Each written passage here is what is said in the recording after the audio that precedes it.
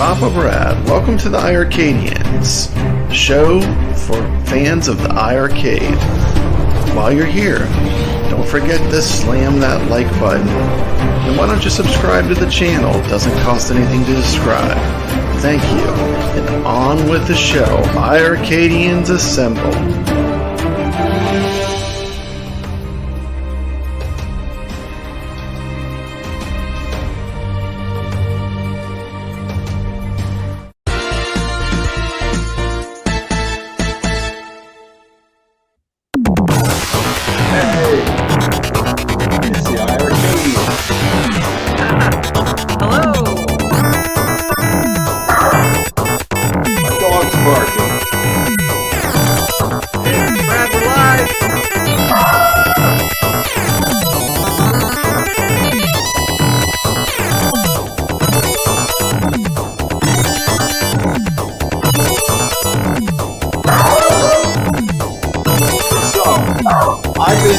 I've been playing.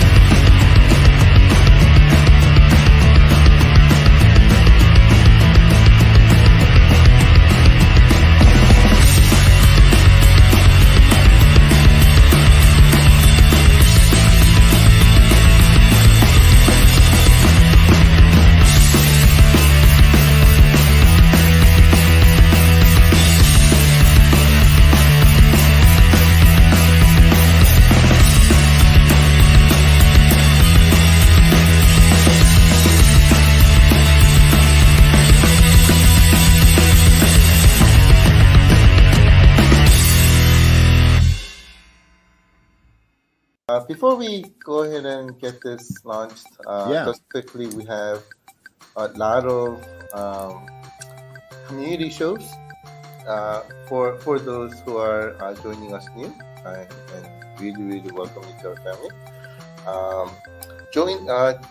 Join us in these community shows and participate. It's like tons more fun. We have shows like iiRcadians happening on Thursdays bi-weekly. Fridays, 9:30 p.m. We have the Friday night arcade show where we're playing games together. On Tuesdays, we have iiRcade Zone. Right after this, I believe, right? Hosted by our awesome Zone guys. But if you participate in the community, the gaming becomes so much more fun. Especially there's like online gaming and leaderboards where we're trying to become number one, right? It becomes a lot more fun. So I would strongly recommend participating in the community. And if you have any questions, right? I mean, there's tons of information in Facebook page and things like that. So looking forward to seeing you there. And Gunther is inviting everyone online tonight. Yes, I'm looking forward to watching, Gunther. I watch every single one of your show. Papa Bread, I watch every single one of your show. and Brooklyn. I watch every single one of your show. And of course, Michael, I watch every single one of your show, even from Korea.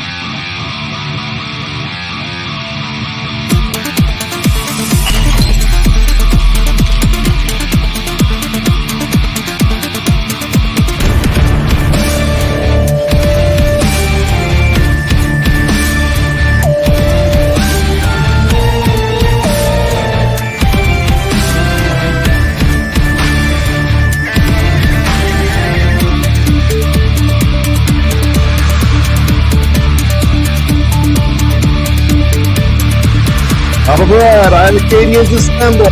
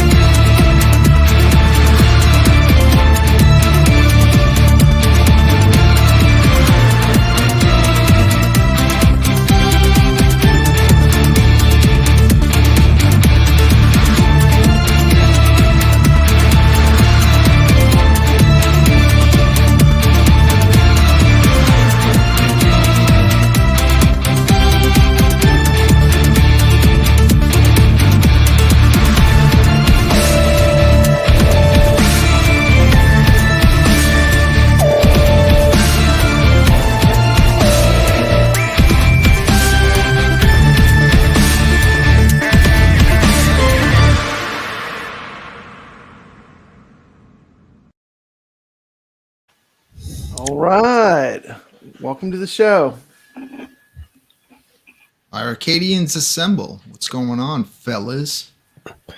Did I miss a memo? Where's should I be wearing a hood? I think so. Dude, Okay. I've been walking around. How's I've it been in going? this Skeletor hoodie Let's- all let's- day. If you're wearing a Skeletor hoodie, you got to have the hood on. Okay. Welcome to the show. Welcome to the show. We've had some great games drop this week. So what do y'all think about the games? Let's introduce everyone first. Of course, I'm Papa Brad. I'm iiRcade's biggest show. Let's go ahead and introduce Skeletor. What's up, Brooklyn Menace from the Friday Night Arcade Show and the iiRcadians. Nice to see everybody. Steps, your mic's not on. You're muted. Oh no. Why would her Well, mic be on? he's There from she is. He's from Eternia. Oh, he's from Eternia. Nice. Okay. Skeletor, Okay. isn't he in Eternia? Or he tries to Yes. take over Eternia. Steps. Anyway, what'd you say? I said, welcome to the show. Thanks. I am Steps, and I am from Steps Gaming. How's it going? I'm Nix. I'm Nix Gaming Channel on YouTube and leaderboard chaser on the iiRcade. How's it going, everybody? Nice. All right. And we have somewhere we have Ichabod Crane. About Crane. Yes. We do have his iiRcade being shown. So what's happening? We weren't even supposed to be here tonight, right? We were This not. is like This a is like a surprise show? surprise show. We just threw this together last minute. That's right. You told me we were going to talk about Mountain Dew. If you want to talk about Mountain Dew, Why else would I come here? of course. So we had a new game drop, Galaxy Champions TV. Who's played the game? I have. played the game. I have as well. On normal level, I made it to the second from the last boss. Okay. Good stuff. So I got to jump back in, and I can definitely take that game out on easy mode. You think you can beat it on easy? Lives. Oh easy, yeah, no problem. Easy, I almost beat it on normal. No, easy gives you the 99 lives, right? And medium gives you 4 lives. Yes. Yeah, Hard I gives played you with a the single 4. life. It does. And Nightmare, I don't know anyone that's made it to Nightmare yet, but Nightmare, I don't even know. It's an unknown still at this point. Yo, dude, I gotta say, man, 4 lives? I was so happy to have a twin stick shooter come out. I know Michael's trying to, say that Berserk clone that they got, that's not a twin stick. That's very slow and calculated. This is fast, furious. You're constantly moving and shooting. Yeah, that twin stick, it works so well, man. I just had such a great time playing that game. And I'd like to see more of that style, like twin sticks. Oh, there he is. Shooters come out. There's Ichabod Crane. Wait a minute, we got a new trailer for him. Hold on.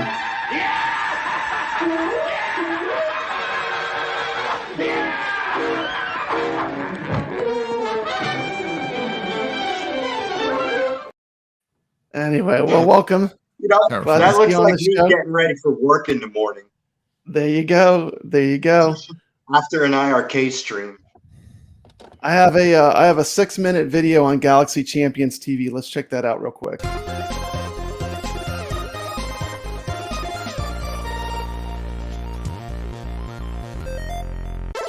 This is Papa Brad's Gaming with an exciting review of Galaxy Champions TV, a brand new game available for the iiRcade. Galaxy Champions TV is a super intense top-down, closed arena shooter game inspired by one of my favorite games of all time, Smash TV. In this game, you get powerful weapons. You get to kill huge amounts of enemies, level up, upgrade, kill all the bosses, and become the champion of the most violent TV show of all time. Get ready, iiRcadians. You are the next contestant. If you win, you can become rich and famous, but if you lose, you will pay with your life. Good luck, you'll need it. This game features brutal, fast-paced action with dual-stick shooter gunplay. Be fast or die. 15 powerful weapons, 3 different planets, 15 varieties of enemies, 3 insane boss battles, daily challenges, 2-player local co-op online play. Get ready, because here it comes. Galaxy Champions TV! Now I'm going to show some gameplay and action of Galaxy Champions TV. One of the cool things is you can unlock different players by playing through the game multiple times. Got to make it through 4 different planets, different kinds of enemies. We'll take a look at 1-1.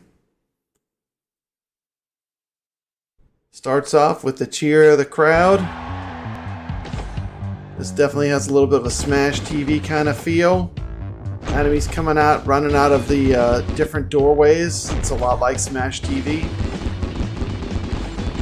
The bullet mechanics on this, it's not like Robotron because you're constantly switching guns. And some guns are better than others. I know I find the laser to be the least effective of the guns. So you basically don't have the Robotron type of gun where you can basically shoot your way straight out of anything. This game is going to require a little more strategy to get great at. But there's a good variety of guns to pick up. You never really have like the ultimate god tier gun. Like Robotron, you can fire your way out of anything once you start to learn the mechanics of the game. And when you get to the end of the level, there's these little boxes and you can kind of choose an upgrade. They have 3 different boxes and they all have different things that they upgrade. One of the rooms for improvement in this game is the dash button, which allows you to run without getting damage. is in a weird spot. It's mapped to, I believe, the C button, and that makes it pretty hard to get to when you're using the dual stick. Moving ahead a little bit in the game, a little bit more forward, you'll notice we get some new enemy types. We now have a tank kind of enemy. It looks kind of like a gorilla. It can take a lot of shots before it goes down. The enemy types start changing. It starts off, we just have kind of a bunch of grunts chasing you, and then before you know it, you get more and more enemy types as the game progresses. Each planet has a little bit different enemies too, which adds to the gameplay. There's the shotgun, that's really fun to fire. Flamethrower. Okay, and now we're going to come up on our first boss on Planet 1, Room 6. You see the exclamation point, you know you're in trouble. It's basically a giant tank. And this boss really almost feels like a shmup because it starts to become like a bullet hell when you get further into it. So for me, I felt right at home. I was like, wow, I know what this is. I mean, this was cool to me that it switched to a bullet hell mechanic. And I really enjoyed this part of the game. I thought it was very cool. And the bosses take a lot of damage, so you definitely want to get those special guns. They really help with making quick work of them. You can see I'm kind of having to work my way through all the bullets. Very shmup feeling. This game was sent to me by iiRcade for the purpose of review. It will be $6.99, which is the same price as it is on the Switch and on Steam. And I like this game. It's pretty cool. I'm glad we finally have a really good dual stick shooter that is on the iiRcade platform. I'm just going to bounce around and show you some different scenes from the different planets in the game. I'm not going to show you everything. There's lots of things to discover. Always want to get those hearts. It's a lot of fun. Yeah, it's pretty cool. I still like Saturn Deluxe more. This game carries more of the Smash TV kind of element with the doors opening up, with the enemies popping out at you from all angles. I do like the more Robotron type play mechanic more. So that's probably just my preference. Overall, strong game. Good job, iiRcade. I'm going to give this game a 9 out of 10. Not perfect. I mean, I would recommend that they do a button remap for the dash on single player. But pretty great game overall. Be sure to check out Galaxy Champions TV on the iiRcade. And remember to stay legit. Well, there you go. There's a quick little look at the game. We got a super chat from Gunther Vincent. Sup, friends? Thank you. Thank you. Alex is the best singer. Shout out to Gunther. Shout out to Gunther. I really like that game. But, yeah, you can go in and like every single time you play it, especially when you're trying to get through it, you know, every time you play it, it's a little different because you never know what weapons are gonna like upgrades you can get, and you could choose the different ones anyway and try different things. So yeah, my second run through, I was like regaining health when I went back into a level. I had it where like I went into this like hyper shooting mode when I only had one heart left. Man, it's fun, man. And we got a new friend here. Say hello. Welcome to the chat, Cuddles. Yeah, you know, kind of. There's Saturn Deluxe. There's Brotato. There's what is it? There's a few like that. There's like 4 games like that, right? Brotato is more popular, but I actually wanted this one more than I wanted Brotato. And you know, we'll have Saturn Deluxe eventually. Hopefully, yeah. And I think it's great, man. I think it's great. Yeah, there's Battle. I'm looking right now. Battle Planet, Judgment Day. There's a bunch of games like that, but in my opinion, I wanted that one because I don't own that one on Steam, and yeah, it's getting good reviews. The dual sticks work really well.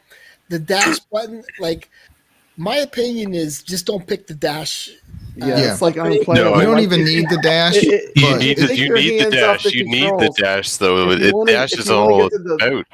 I think Okay. if you want to Dash get to in the the game. maximum Yeah, See, Nick's a difficulty, better play than me. you're gonna have to have it. But you can't. It's too frantic to have to take your hand off the stick and then figure out where the dash button is. So the dash button needs to be on the player 2 side. Player Like, 2A button. Player yeah. 2A That's what I button. was thinking, that's too. the most ergonomic place Mhm. for it to be. Player 2A button, so you can hit it with your like pinky or ring. Yeah, finger you can hit it as like you're with your moving pinky around. while you're moving, while you're shooting and stuff. Because you need fast reactions. Can you? Yes. Here. Ideally, just let us map it for left or right, depending on if you're left-handed or right-handed. You could just have two options.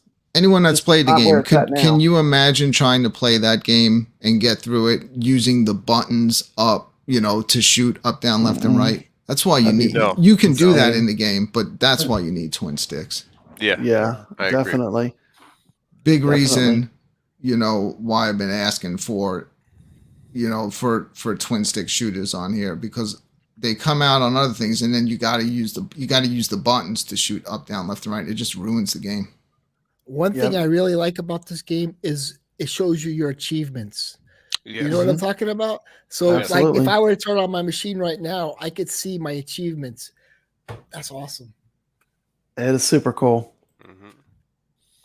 Of course, they still have their sale going on where they have the deals on the cabs, I believe. Let's take a quick look.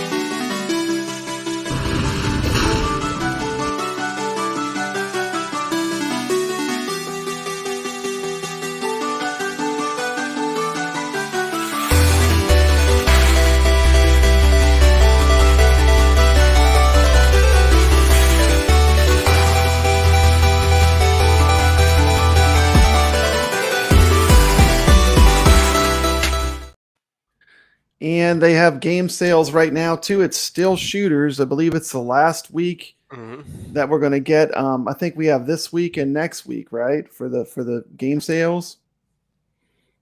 I But think this week- 50. Sorry, I was gonna say I think $50 shipping to Canada is a steal. It That's is. very It reasonable. really Because is. It's I had a reasonable. friend just mail an Arcade 1-Up PCB to somebody in Canada. It was $112. Wow. Hey, Steps, I know you were excited for Vigilante. Did you care about the twin stick shooter that came out? I'd like to get both of them. Hopefully tomorrow. I know things are kind of rough right now, but after having COVID, the flu, and my daughter being in the hospital last weekend, so hopefully tomorrow I'll get both. But Vigilante's at the top of the list. I'm excited for Vigilante. I've played it. I played it at Galloping Ghost a couple weeks ago. So yeah. Yeah, let me just pop this up real quick for those of you that were still considering getting shooters. I know a lot of people have asked for this list. This was the list we came up with, the top 10 shooters. If you just want to take a shot of it, these are the shooters that we came up as our top 10. Of course, Vigilante was released. I played through that game. What do y'all think of that game? It's pretty fun. Have y'all played it? I know Steps has played it. What do you think of it? What do you think of it, Ichabod Crane? The leaderboards don't quite work the way I would like them to, but that's all good. The sound is hilarious. I love the noises that the guys make, especially like the bosses. Mm-hmm. But it's a fun game. Ichabod, did you have the TurboGrafx version of Vigilante? No, I never played it. I didn't even realize that was an IREM game, but I knew I would like it just because I like Kung Fu Master so much. It's actually the sequel to Kung Fu Master. Yeah, but it doesn't have the same competitiveness that Kung Fu Master has. No, it's a lot easier. It's a lot easier. Hey, can I say something to Jeff real quick? Yeah. Jeff, pick up Super XYX. It's on sale right now on Steam. But it's a great shmup. Like because I have about 25 shmups, and that's something we should go after. It's really a retro feel, but it's amazing graphics. Called Super XYX. It's on sale on Steam. Amazing shmup. Can you add Cuddles to the poll as biggest Steam shill? Biggest Steam show, yeah, yeah. We'll get to the awards at the end. Yeah, we'll get to the awards. At least you can't say I'm a shill. But Yeah. I tell you, You are, man. You're an indie Nothing wrong with developer being a still. shill. but this Galaxy Champions TV That was a win. plays so well Great. on the iiRcade. I was like surprised. I didn't think they could, because of the way, with the stick, it kind of like there's a little bump in there, but it's so little of a bump that you could, you know what I'm talking about? Yeah, it's fast. It runs real smooth too. I'm gonna show very quick. We're not gonna watch the whole video. I just want to watch a little bit Let of me ask Vigilante. you, let's make a prediction before you discuss it. Okay. Will this be a top 20 game by the end of the year? My prediction is yes. Oh yeah. Galaxy Champions will break into the top 20. I think it's It actually, will. It's it- another it- modern retro game that's like good. it's going to get up there with Galacticon. It's going to be a top 20. I don't know. I think I'm gonna Galacticon's a little really- higher, but I was gonna say I think I'll really enjoy it because I did enjoy playing Robotron, and that was the first time I played it at Galloping Ghost a couple weeks ago. Mhm. Like I never played any twin sticks until Robotron. Steps, a how couple old are weeks you? ago. How old are you? How old am I? I'm older than I look, but people think I'm 35. I should go with that, right? But when I'm you're in my 35. There you go. No, I'm 42. Okay. Let's watch a little bit of Vigilante real quick, and then we'll move on.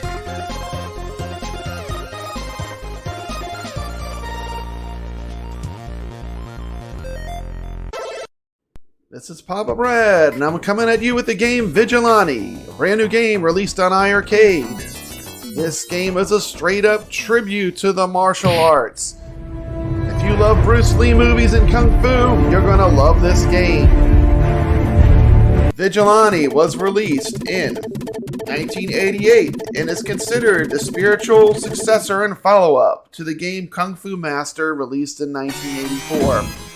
In the game, Madonna is kidnapped by the skinheads, and you must rescue her from an evil gang that has taken her hostage.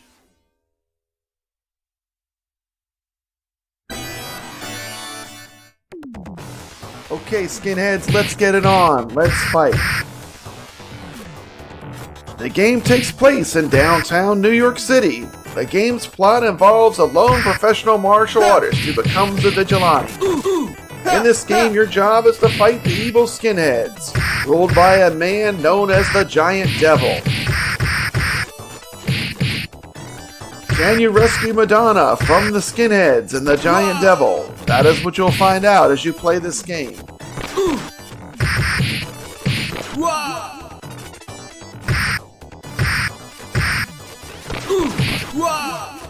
One of the cool weapons in this game is the nunchucks.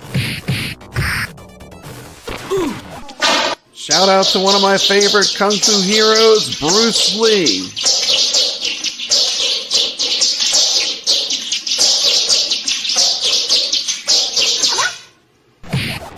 One of the bad things about the nunchucks is while they are powerful, in this game, if you get a single hit, you will lose your nunchucks.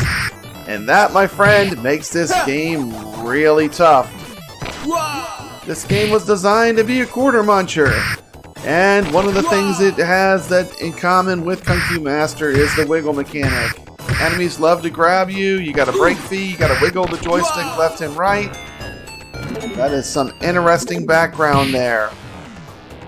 You have two buttons to control in this game. You have a punch and a kick button. This is a 2D platform type game.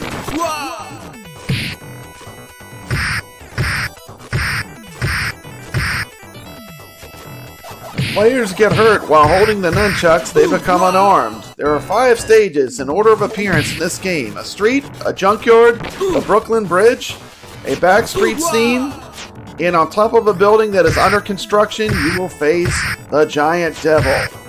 Street thugs, armed with knives, chains, and other street weapons, will fight you. This game is an arcade sequel to the game Kung Fu Master. The development of this game is interesting.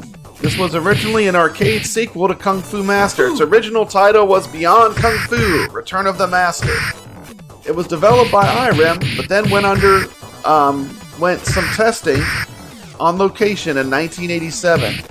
And in testing, it was shelved after it underperformed in arcades. The game was brought back to iRen, it was revamped into the game Vigilante, and it was also put in an Americanized setting. The game was released in 1988.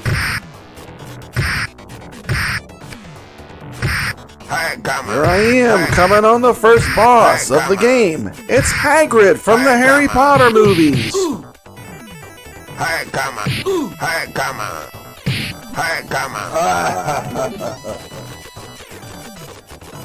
Okay, Hagrid, I'm gonna punch you in the nuts.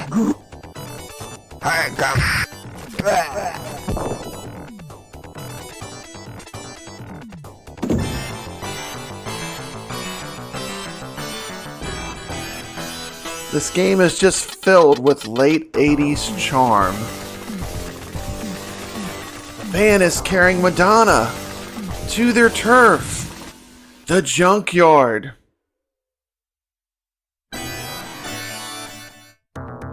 Here we're coming up on another boss. These bosses were cool. They're kind of acrobats. You saw them standing on top of each other.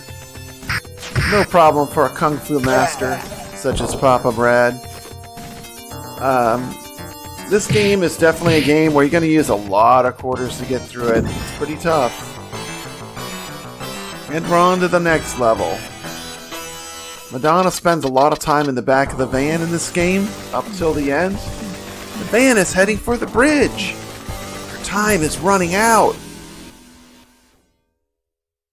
Shout out to Brooklyn Menace as we are on the Brooklyn Bridge in New York City. The beautiful Statue of Liberty in the background. What a wonderful scenic backdrop to do some more kung fu action.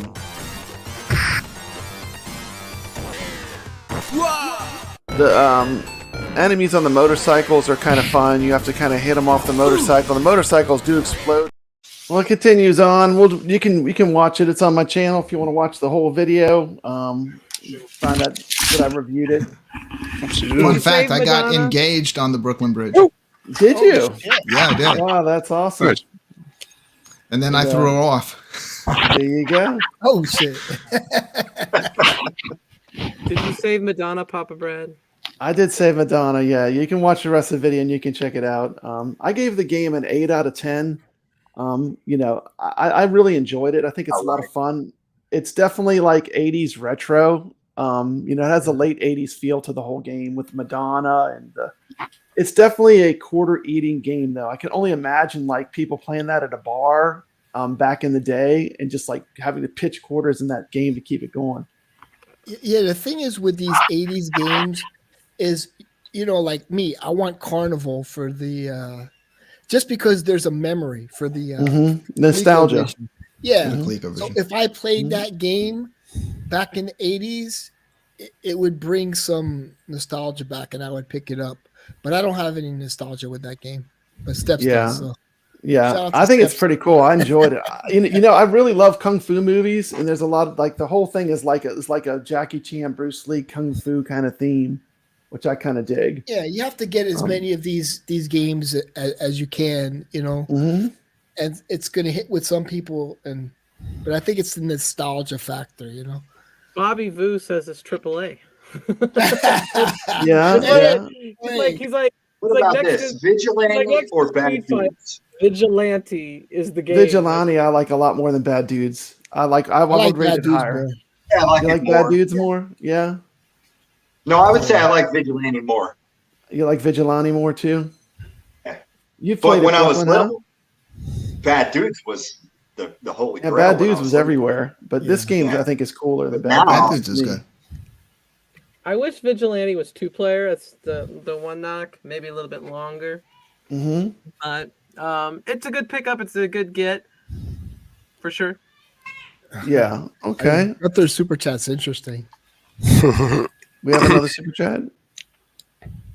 Oh, whoa. We got another super chat. Brooklyn, you want to read this for me? Shout out to No Quarter. Press 1 if you demand Operation Wolf on Christmas. Start hitting those ones. I don't think it's going to work, but you start hitting. I think Operation Wolf is a game that is well loved by mostly everybody. I mean, who doesn't love Operation Wolf? That game's it's great. Yeah, it's great. I mean, it's just a matter, and we have two people here that actually have played the game, and they can tell us about it. I mean, it played well when you played it when you went to the Game and Brew, huh? Yeah, I was one-handing it while live streaming until I got some help, but it was great. I wonder why they're holding. I already like releasing Operation Wolf, but I only get to play it with a trackball. So getting to play it with a send-in on my favorite home arcade cabinet and it working so perfectly was great. And they're saying they're working out bugs. So I didn't see any bugs when I was playing it. So if they're working out bugs and making it even more responsive when you play it, it's gonna be a lot of fun. I haven't experienced any bugs with any iiRcade game, except like Lock and Chase. It just doesn't work with my stick, and Super Burger Time did until they did that update, and now it runs flawlessly. I want to say thank you for that update for Super Burger Times. The Super Burger Time update was good. Oh my God, that was a game changer. I've played it a couple times all the way through. And I was like, I don't get it. I can't do it. But now I'm still terrible at it, even with the update. Which Burger Time is the best? I know there's an ice cream one, a sequel. No, that's terrible. I like Super Burger Time and Burger Time the original. The original to me has a lot of nostalgia, but like the Super Burger Time, you can play 2 players co-op. And it's a lot of fun. Like the 2-player gameplay on Super Burger, they're both great. Like Super Burger Time and Burger Time, I like. Super Burger Time is more like you're playing through a story. That ice cream game is the problem with it is way too hard. It's challenge level's very high. Well, even Burger Time and it doesn't have leaderboards. Difficult. I mean, it's challenging until you like keep playing it. But like it's very addictive. That original Burger Time. Like I would say of those early 80 games, it's definitely one of the most addictive because you start really wanting to get those burgers made. And also a very popular game on iiRcade. Like anytime you check to see like the top games that are selling, Burger Time's always up there towards the top. Yeah, Burger Time's a great classic arcade too. I mean, like, I always play Burger Time when I go to a good arcade. One of the cool things they had in the last show that iiRcade did is they announced the top 10 games of 2022.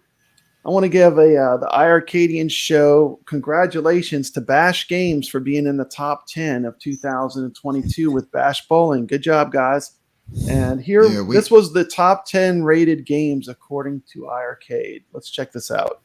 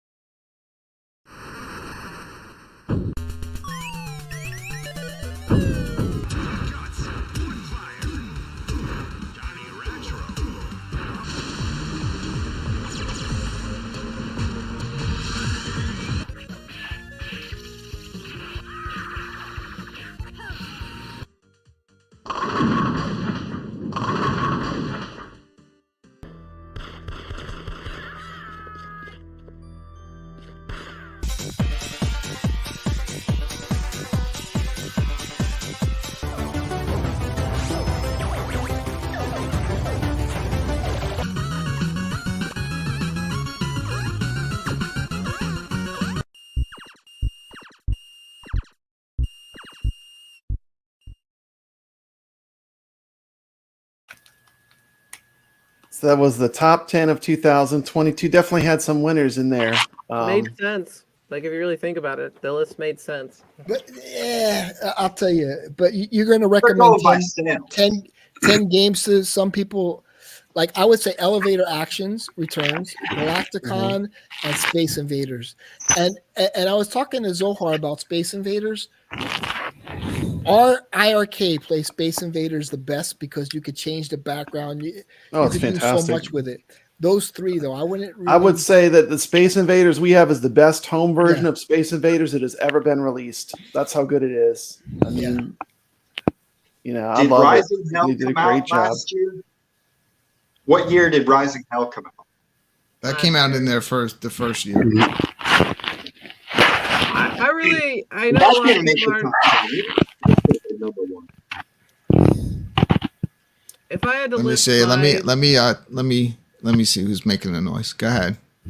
I was gonna See if say, I can if guess I had it to on the list first shot. my I got favorite it. games that I purchased on there this year that are from this year release, I know Cuddles ain't gonna agree, but I really like Infinity Gene. Like, it's definitely in my top 3, and I really like Warrior Blade. That game is excellent too. I do like the Space Invaders. I hadn't played Space Invaders until I played the iiRcade version. Okay. Historically, it's a good game, and it was a good get, and I won't knock it. It's fun enough. But it's interesting when you look at the list and you see it, because you think, okay, Donut Dodos probably did pretty well because it had a lot of hype, and I think. Do you think it had hype? It didn't have hype. We didn't even know what the hell it was when it came out. That's incorrect. When Donut was, no one had ever even heard of it before. We started talking about it once they started playing it. Like, we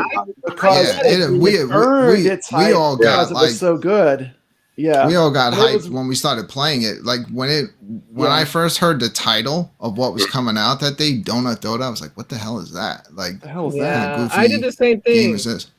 When I bought, I saw that it was Donut Dodo, and I was like, "What kind of crap game is this? This is getting bad." And then I said, "You know what? Screw it. I'm gonna buy it on purpose, and I'm gonna play it." And I started playing it, and I was like, "Oh my god, this is great!" It's great. And so it shocked me. It shocked me. It kind of it was so good that it earned its own reputation. But when it was released, no one had ever even heard of it. It is building its own reputation, and if they come out with Donut Dodo 2, everyone's gonna buy that immediately. Yeah, like, no hesitation. It's immediately going to be popular.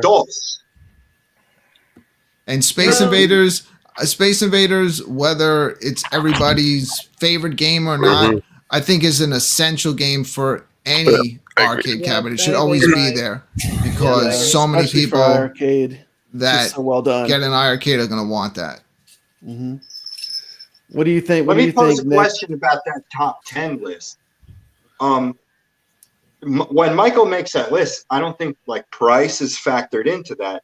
So it's just how many units did each game sell, I think.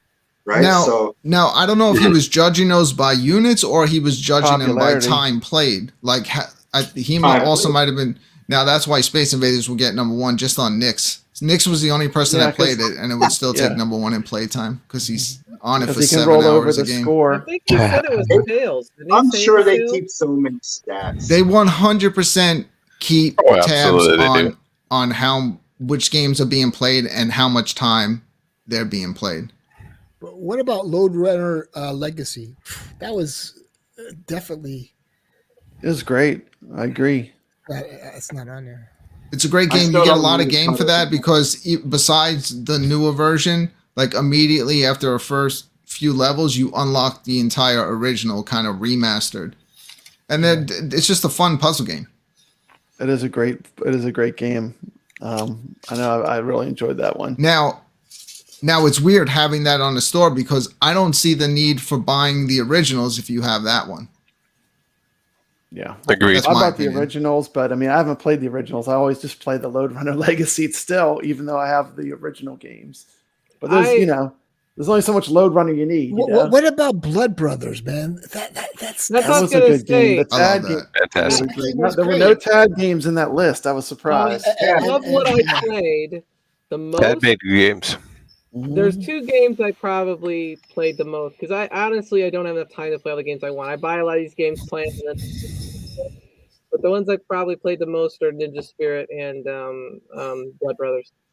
What I like so much about when they got the TAD games, those games, like just the style of all of those games is so different than than like the other games that we have. So I'd love to throw back and their style games, what they've done, all the cowboy and Indian themes. Toki is just wild. Yeah, I definitely want to put a lot of hours in it. I've played through Heated Barrel. It's definitely fetch. That was so fetch. That's a fetch game. I will never use that term. No, same here. What game? What about Space Invaders? What did you think of Space Invaders? Was that pretty rad? What do you think, Bill? It's pretty rad. The general feeling here is that it's pretty rad. And that brings us to, I'm going to bring up the poll that we did on our word list. Okay, so we had Fetch. Fetch did the worst. Fetch did the worst, so I'm sorry. Fetch, you're going to be goodbye. That is so Fetch. Gretchen, stop trying to make Fetch happen. It's not going to happen. Okay. Like to fetch both those girls. Yeah, and then we had Rad. We had Rad. Rad was recommended by Goofy Foot. Carlos, we'll go on a double date with him. Hell yeah. Yeah. Then we had where my that game is Fetch. Oh shit. But and then we had a really cool term. The girls over him. This gets a good mention too. We had this term for a good game. God damn, that's crispy bacon. That game is crispy bacon. I was like, what the hell is going on with all this bacon, this crispy bacon on Saturday when I was playing games? That's it, man. That game is crispy bacon. That was the term Alex came up with. What else do we Why don't we just use legit? I didn't even think of that. That's not a bad idea. Use I like it or I don't. Exactly. Wait a minute. I want to get the data. Okay. So, and then we talked about, bangers. Like we could, let's call the games bangers.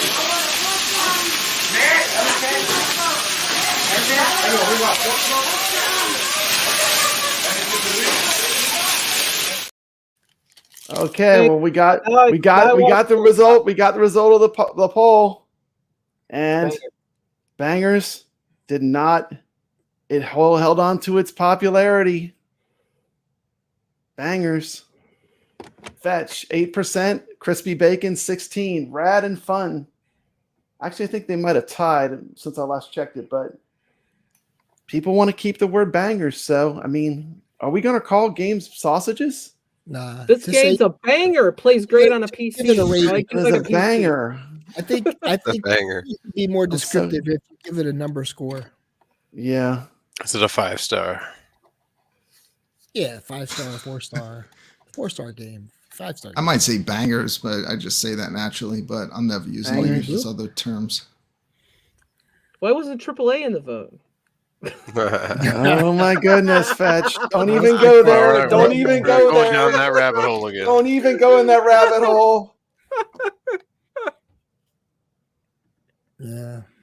But anyway, I did want to show the results of the poll. The results of the poll say that iiRcade fans like calling their favorite games. They like calling them bangers.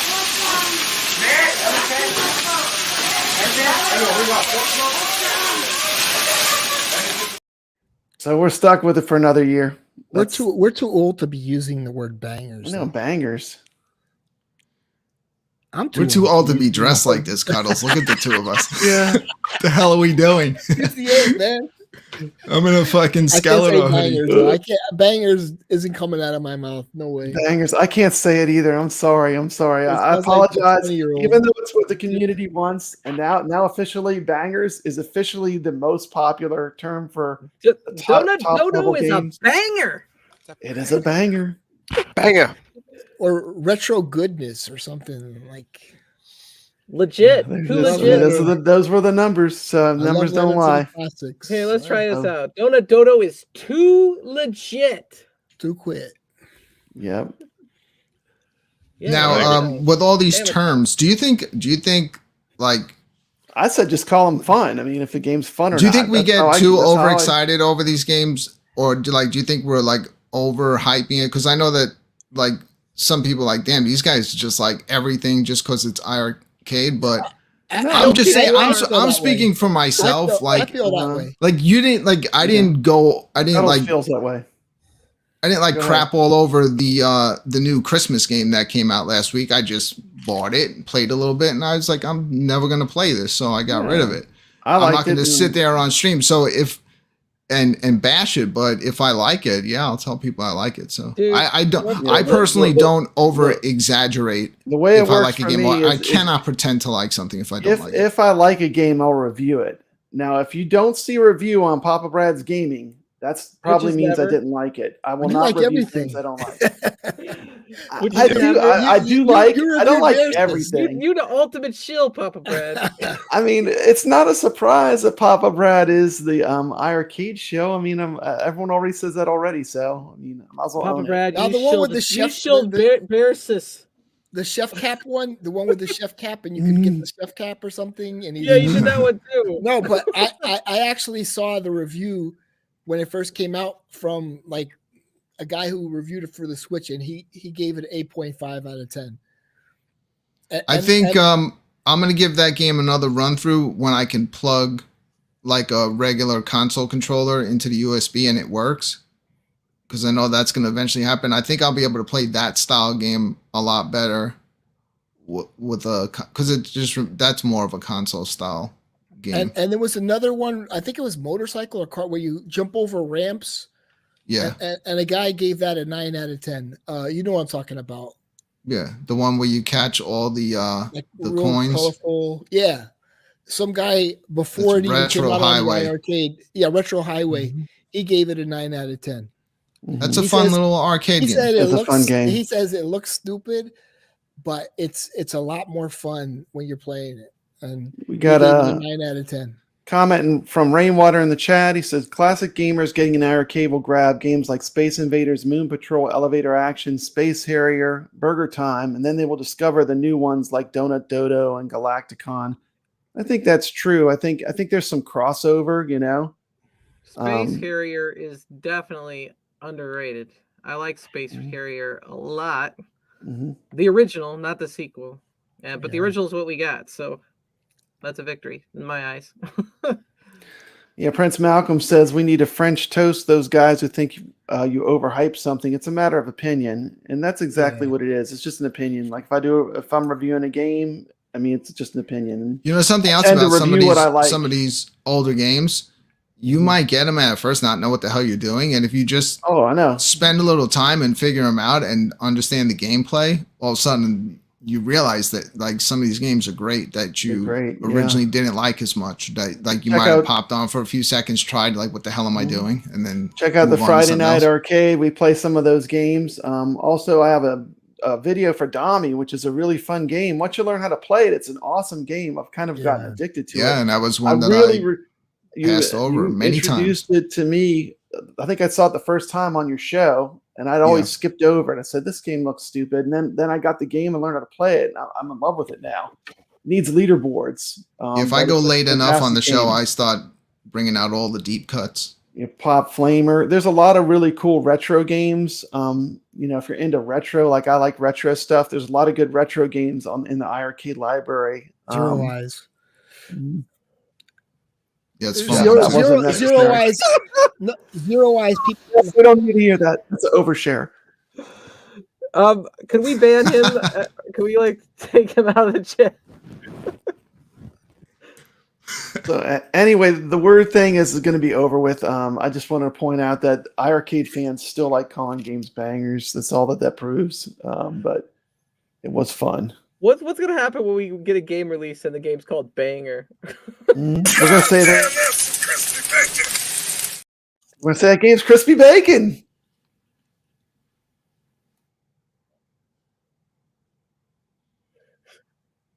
What happened? I don't know. I think everyone fell asleep. That's hilarious. The game is dope. It's dope. It's Keep so showing that bacon thing, and everyone's going to take off. Everyone wants to make some bacon now. Let's have a quick word from our sponsor. You look all healed up now, Cobra Khan. Yes, Skeletor, I feel a lot better. It's about time because He-Man killed a whole bunch of my guys. I need you back out there to get that liquor. That's easier said than done, Skeletor. I remember it like it was yesterday. I went up that ladder and he dropped that bottle on my head and broke my back. I can't stand it. You bumbling idiot. I told you not to underestimate He-Man. I'll give you the power you need once and for all. Take this power and stop him. What is this? You will now be known as Camel Cat. Yes, Skeletor! I feel the power! This is incredible! All this power for me! I will be unstoppable! Thank you, Skeletor. With this newfound power, He-Man will be no match. I will get you that liquor. That's the best news I've heard all day. You've been enchanted with power beyond your wildest dreams. With your mystical golden claws and more potent hypnotic mist, plus the ability to camouflage, you will be unstoppable. Yes, Skeletor, I feel it. I can go invisible. Ah! You can't see me.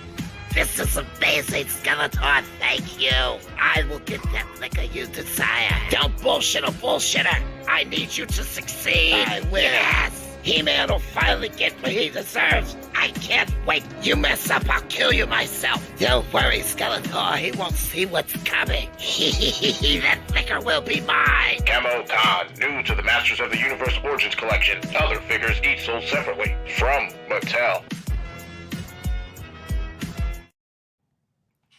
Why did I think that was CT Jason? I don't know.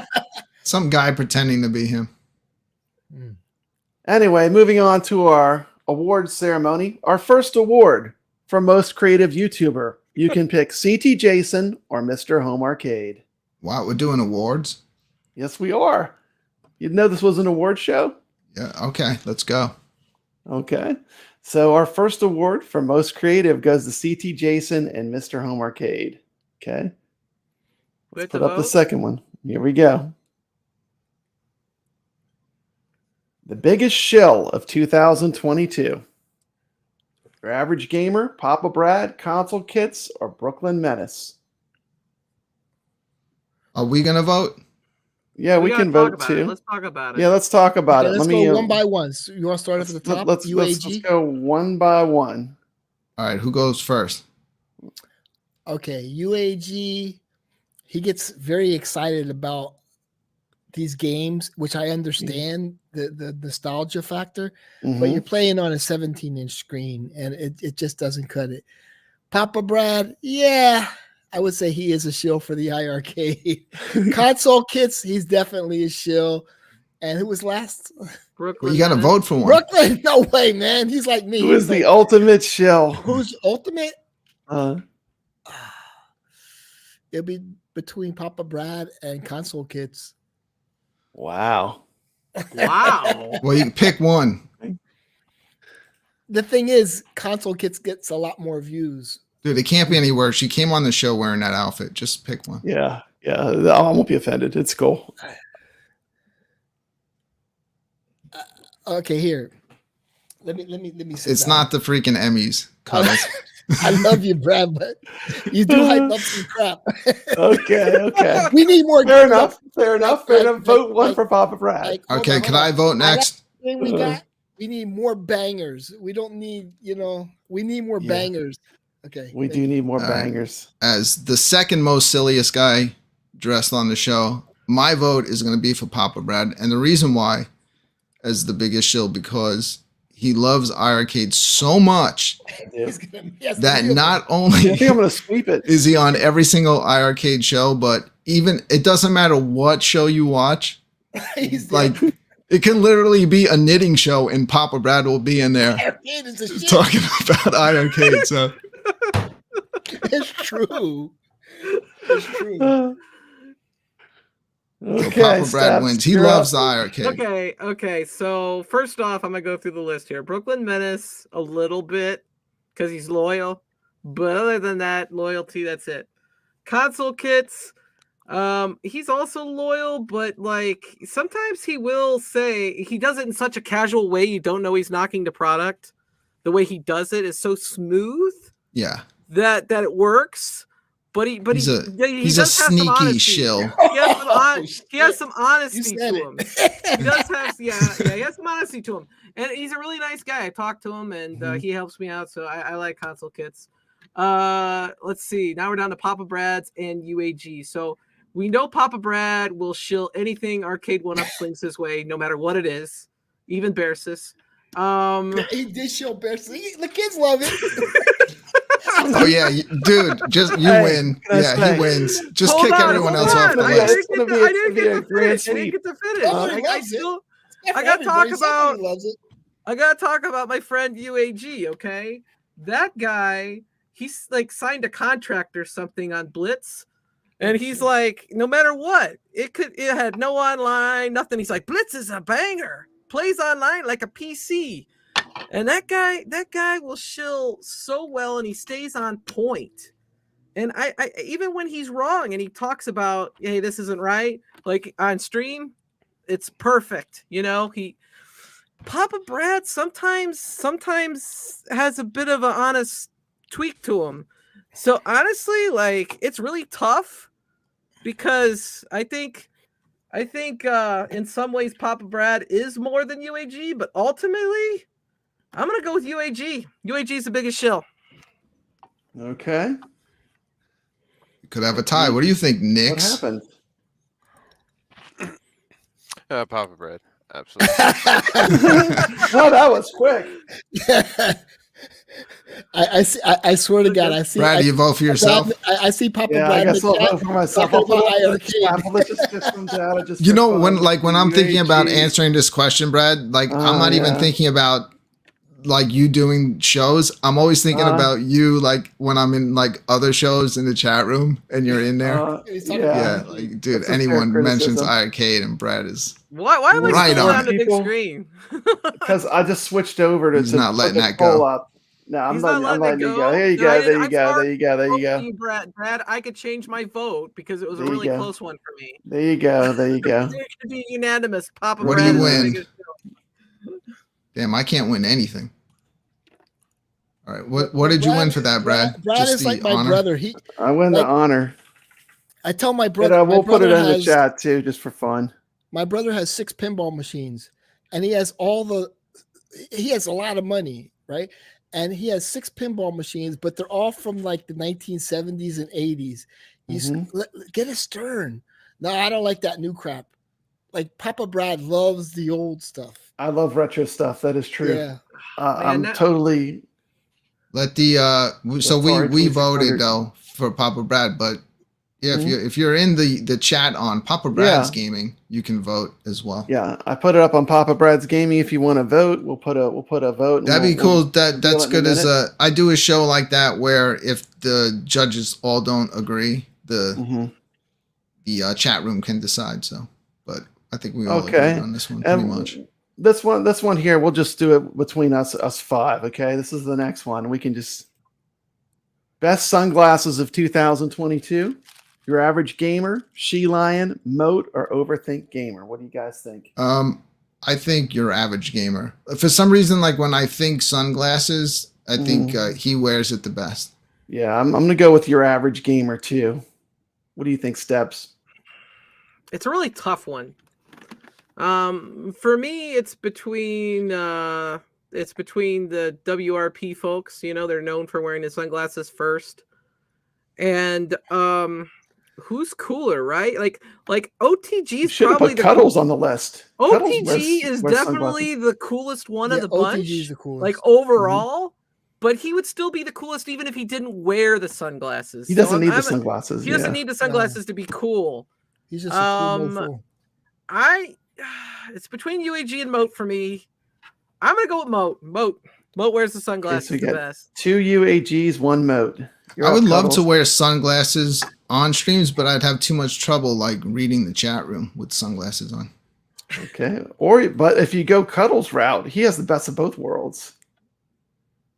These are Pit he's got like ski goggles. He's got Pit Viper glasses on. Those are pretty. Those are pretty wicked. They're from the 90s. Yeah. He's going to win Fragrance Wearer of the Year. They're the most unique. They're like sunglasses, but they're very lightly tinted. Yeah. That they're made for streaming. They're specifically made for streaming. Are they like for taking down eye strain? Yeah, they take for eye strain. All right. Cuddles I would say I'd say OTG is the coolest Cuddles out of on all that of list. I forgot about him. We got 2 UAGs, a Moat, and an OTG. I don't even recognize Cuddles without his sunglasses. Yep, your average gamer. I love OTG. I think he's your average a gamer. cool guy. Your average gamer. Your average gamer with a grand sweep of 3 votes. There you go. Let's go on to our next category. Ooh. Best arcade company. Yeah. Can you read this one? Someone else read this one. I just read the left. All right. I'm going to become the most hated person in the arcade community. Even Best more. arcade company employee. And these are the options provided by Papa Brad. We got Jong of iiRcade, Michael of iiRcade. Apparently, your average gamer, I don't know if he's an actual employee, but he's on the list. Console Kits, I'm unsure of his contractual agreements with Arcade 1-Up. Maybe he's not. I don't know. But he's on the list. And we got John D of Arcade 1-Up, who kind of disappeared. So I don't know if he's qualified at this point. So, I'm going to take Jong off the list because he's an owner. Yeah. My vote out of all those, like if I'm just being serious, I would just go. I think Michael's the best employee. Yeah, I'm going to vote for Michael. So that's 2 Michaels. Yeah. What do you think? Steps. I think 3 here's people the thing. left. Michael has 2 votes. I think Michael is the most critical employee to any of these organizations. Yeah. You could see it. Like I think without Michael, there's no iiRcade. I think if John D left Arcade 1-Up, they'd replace him with somebody else. I hate to say that. Console Kits is the most smooth talker. I like Console Kits a lot, but I'm gonna go with Michael. Yeah. You lose Michael, it's like sell the iiRcade. I don't want to get the dark like that, but yeah, Michael, he's hardworking. Michael's awesome. He is the face of the company, and he's dependable. I mean, I'm serious. Fantastic. If he left, I'd be like, "Hey, my buddy, you could have it." You know, he left. He is so valuable. Mm-hmm. Agreed. 100%. I do want to read the results of the poll.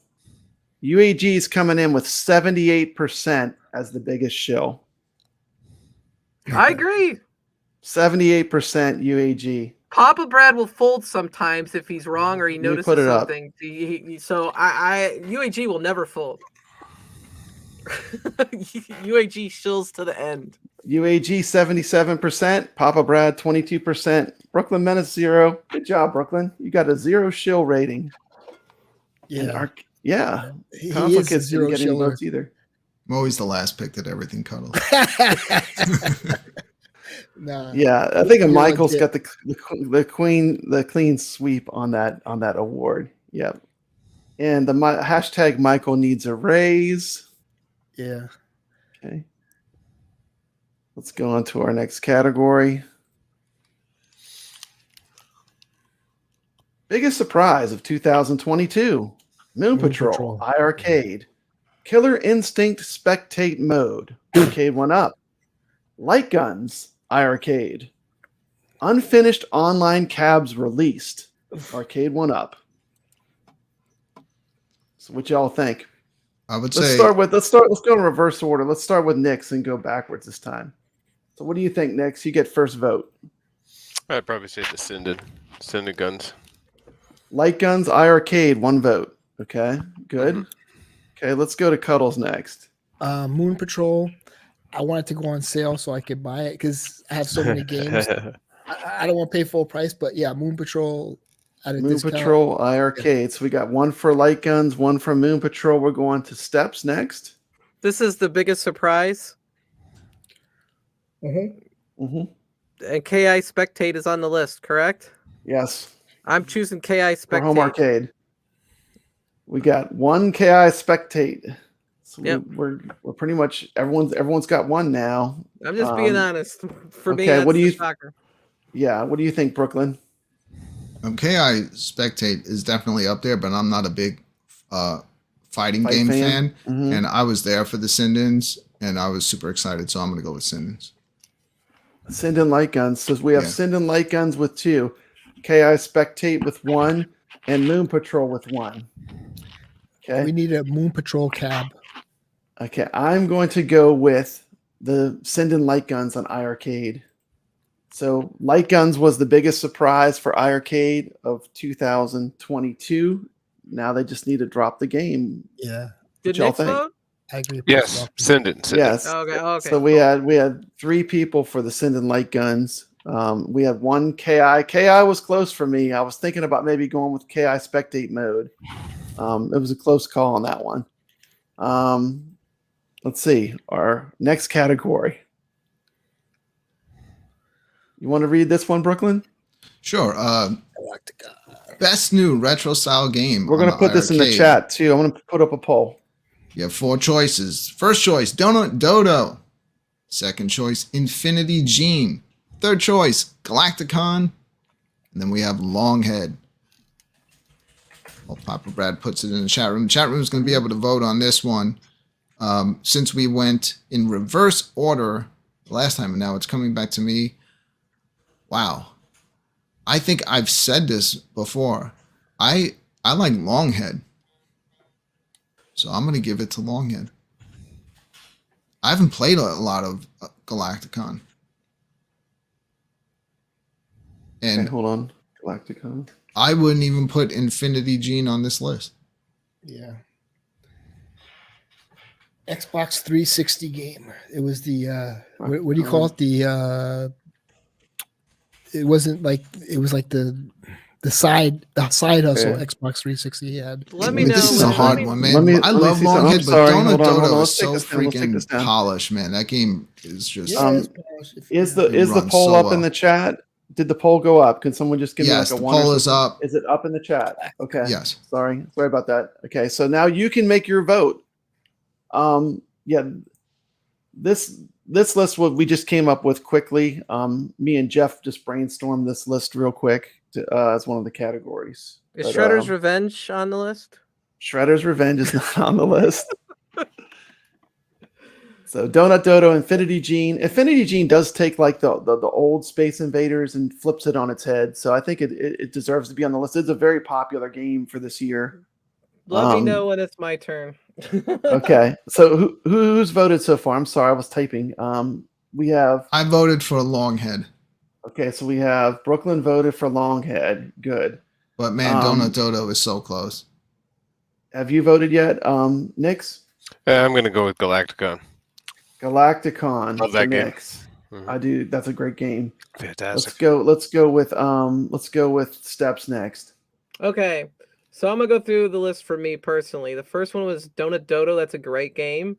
Okay. Infinity Gene is a great game. Mm-hmm. Galacticon, to me, I'm not into it. Longhead is okay.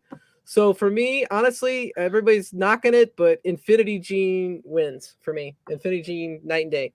Okay, so far everyone's picked a different game, which just shows like how important variety is. What do you think, Cuddles? What's your favorite of this list? Galacticon.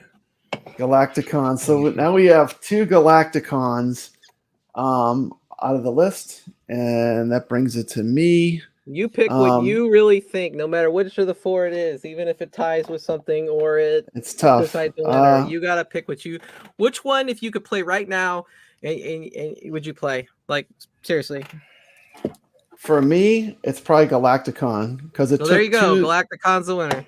It took the 2 of the games that I love the most, which are Joust and Defender, and it kind of meshed them into one great game. So, I mean, if we're talking about a modern retro game, I think that was my favorite one that was released. But those are all great games. They're all good games. They're all good games. There's like games those I are, prefer over others, but I won't. I see why people like Galacticon. Yeah, it's fun. It's fun. That game could have been a real arcade game. I mean, for sure. I think that could have Donut Dodo and Longhead could have all easily. You could put them in the arcade, and if someone didn't know, they'll play any one of those games and think it's a actual older retro game. I keep mentioning Nebular Crush, and that's another one of those games that I'm telling you, it's going to be on the 2023 list for Okay, we'll take a look at it. If we could get it, it has 0 reviews on Steam. But it's $6. It's incredible.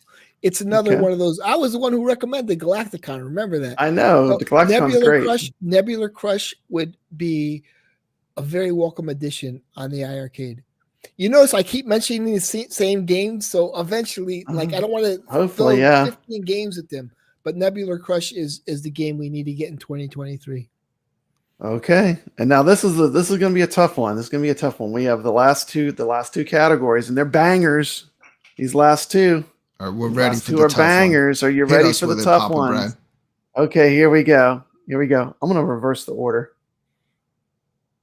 Best released 2022 game by Arcade1Up. I know all of us have at least some Arcade1Up cabs. What was the best game that you purchased or you've played for 2022? Who wants to start? Well, does Cuddles even have one? He has a Tempest. Tempest. Should we start with Cuddles? Maybe we should save Cuddles for the last. Hey, that persuaded me not to get any more Arcade1Ups. Okay, there you go. But did he give an answer? What was his answer? I would say I'm not a fan of Arcade1Up. All right, Okay. I'm gonna give my answer. The cabinet that Steps got and that Shinku Hadouken Pro Gear. It's not even the title game of the freaking cabinet, but Pro Gear is the best game that Arcade1Up put out this year on any cabinet. Awesome. What do you think, Nix? You've got quite a few cabs behind you. Oh, right It now, could be one you bought in a previous year too. And we're just talking about like for Arcade1Up. What is your favorite game that you have in your collection? Oh, favorite cabinet, I always have to say would be the Tempest cabinet. I love the trackball and the spinner. And So all the now games we that have are on it. two people that have the Tempest cab that are both have Arcade1Up. But But didn't Cuddles that come case, out I'm not last sure year? if it counted as a vote. But you said it's supposed to be for 2022, right? So if his favorite 2022. Tempest, that's cool. So what's your favorite from 2022? I'm saying okay. the cabinet that That's you fair. have, Steps, because with all those badass beat 'em ups and Pro Gear on there and the shoot 'em ups, just the whole mixture, it's the best cabinet. I like the blue one better, like looks wise, but Yeah, that's the best cabinet they I put got out this year. I got a discount on that one, so that's why I got that one. Mhm. I saved money. So Okay. what So, what does Nick's have from this year that he likes the best? Oh, from you this got Ridge year? Racer. Did you get more? You got Blitz. What other games did you get from Arcade1Up? You got quite a few different From cabs. this year, yeah, I would say the best one would have to be Blitz. It Okay. plays really good. I've been enjoying it, and love the joystick on there and how smooth it is. It's fantastic, and the pinball. I've been really enjoying the pinball. It's Okay. fantastic. Okay. Brooklyn Menace. Oh, you already said I Pro voted Gear. You for already the said Pro cabinet Gear. that That's right, Steps that's right. has. Like that's my favorite game Yeah, that they put out. yeah. But if so, then you guys were talking cabinets. So I'm saying that the Yeah. cabinet that Steps has, the one that with all the. that I really everyone wanted to makes fun vote of the Marvel design. vs. Capcom 2 for myself, but unfortunately, it's not finished yet, so I'm not going to vote for it for this year. Maybe if they complete it next year. The best cabinet I bought this year from Arcade1Up was Killer Instinct, by far as for the price and what I got. That's what a lot of people say. Killer Instinct is the best buy that I got from Arcade1Up. You know what? And you did not buy the Pro line. Let's make that clear. I did not buy the Pro line. I bought the standard Killer Instinct. It's Yeah. It's a really nice package. I played through Battletoads with Steps. I loved it. It's a lot of fun. So out of my purchases from Arcade1Up, that's my favorite cab I got. Yeah, that Now we're gonna- Battletoads look like a ton of fun that you guys It's played long together. too. It's like it takes a lot. I think we played for almost an hour to clear it. It's a long beat 'em up. Now we're gonna switch to. Well, I didn't get the Let me vote. say real quick. Oh, Now, okay, spectate Kettles mode wants to- is when you turn on the machine and you see the actual game and you hear that like it sounds like an arcade, right? Is that Yeah, what it spectate mode is? people playing. Just Like that's like when I purchased this, I thought, okay, I'm going to turn it on. It's going to play Tempest. I'm going to hear Tempest in the background. And then when that didn't happen, and that was a huge disappointment. And then the buttons, I was like, what a piece of crap. But see, now what I like about the iiRcade is we have a spectate mode. Am I correct on that? Because I'll put on a game and I'll see it and No, you can't watch other people playing if they were playing at the same time. Oh, is that what spectate? Okay. Yeah. Well, it's a little different. We have thinking, not spectate mode. What's it called then? Like when you turn it on. Yeah, where the game's track kind of mode. track Sorry about mode, the track track mode, and Yeah, the it track doesn't have a mode. track Yeah, mode, the man. track And mode. that's a big Yeah, some of the bummer. older, doesn't have the the track arcade mode. one-ups, the earlier generations, they didn't do that yet. Yeah. On the 12-in-1, if you just let it sit there and turn it on, it'll just, after a while, it'll just go to asteroids and turn on the game. Yeah, some of them just automatically go into one of the games so that there's something on the screen. But the newer cabinets, they know people love that stuff, so they're adding it to all their newer cabinets. Yeah. So could I vote? Yeah. Yeah, go ahead, Awesome. Steph. Awesome. Yeah, I mean, So- obviously, yeah. I so- mean, So we decided to add this in. I mean, for sure. So honestly, right now I have that Yoga Flame behind me, which that PCB. If you want a solid collection of games, is definitely the best because you get the shooters, the beat 'em ups, the fighting games. You know, it's a great collection.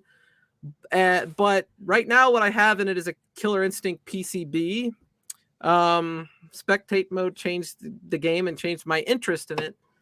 So it's a tough call. It's between those two, and that's where we're at right now. I can't say MVC2 when it doesn't have online and it has issues.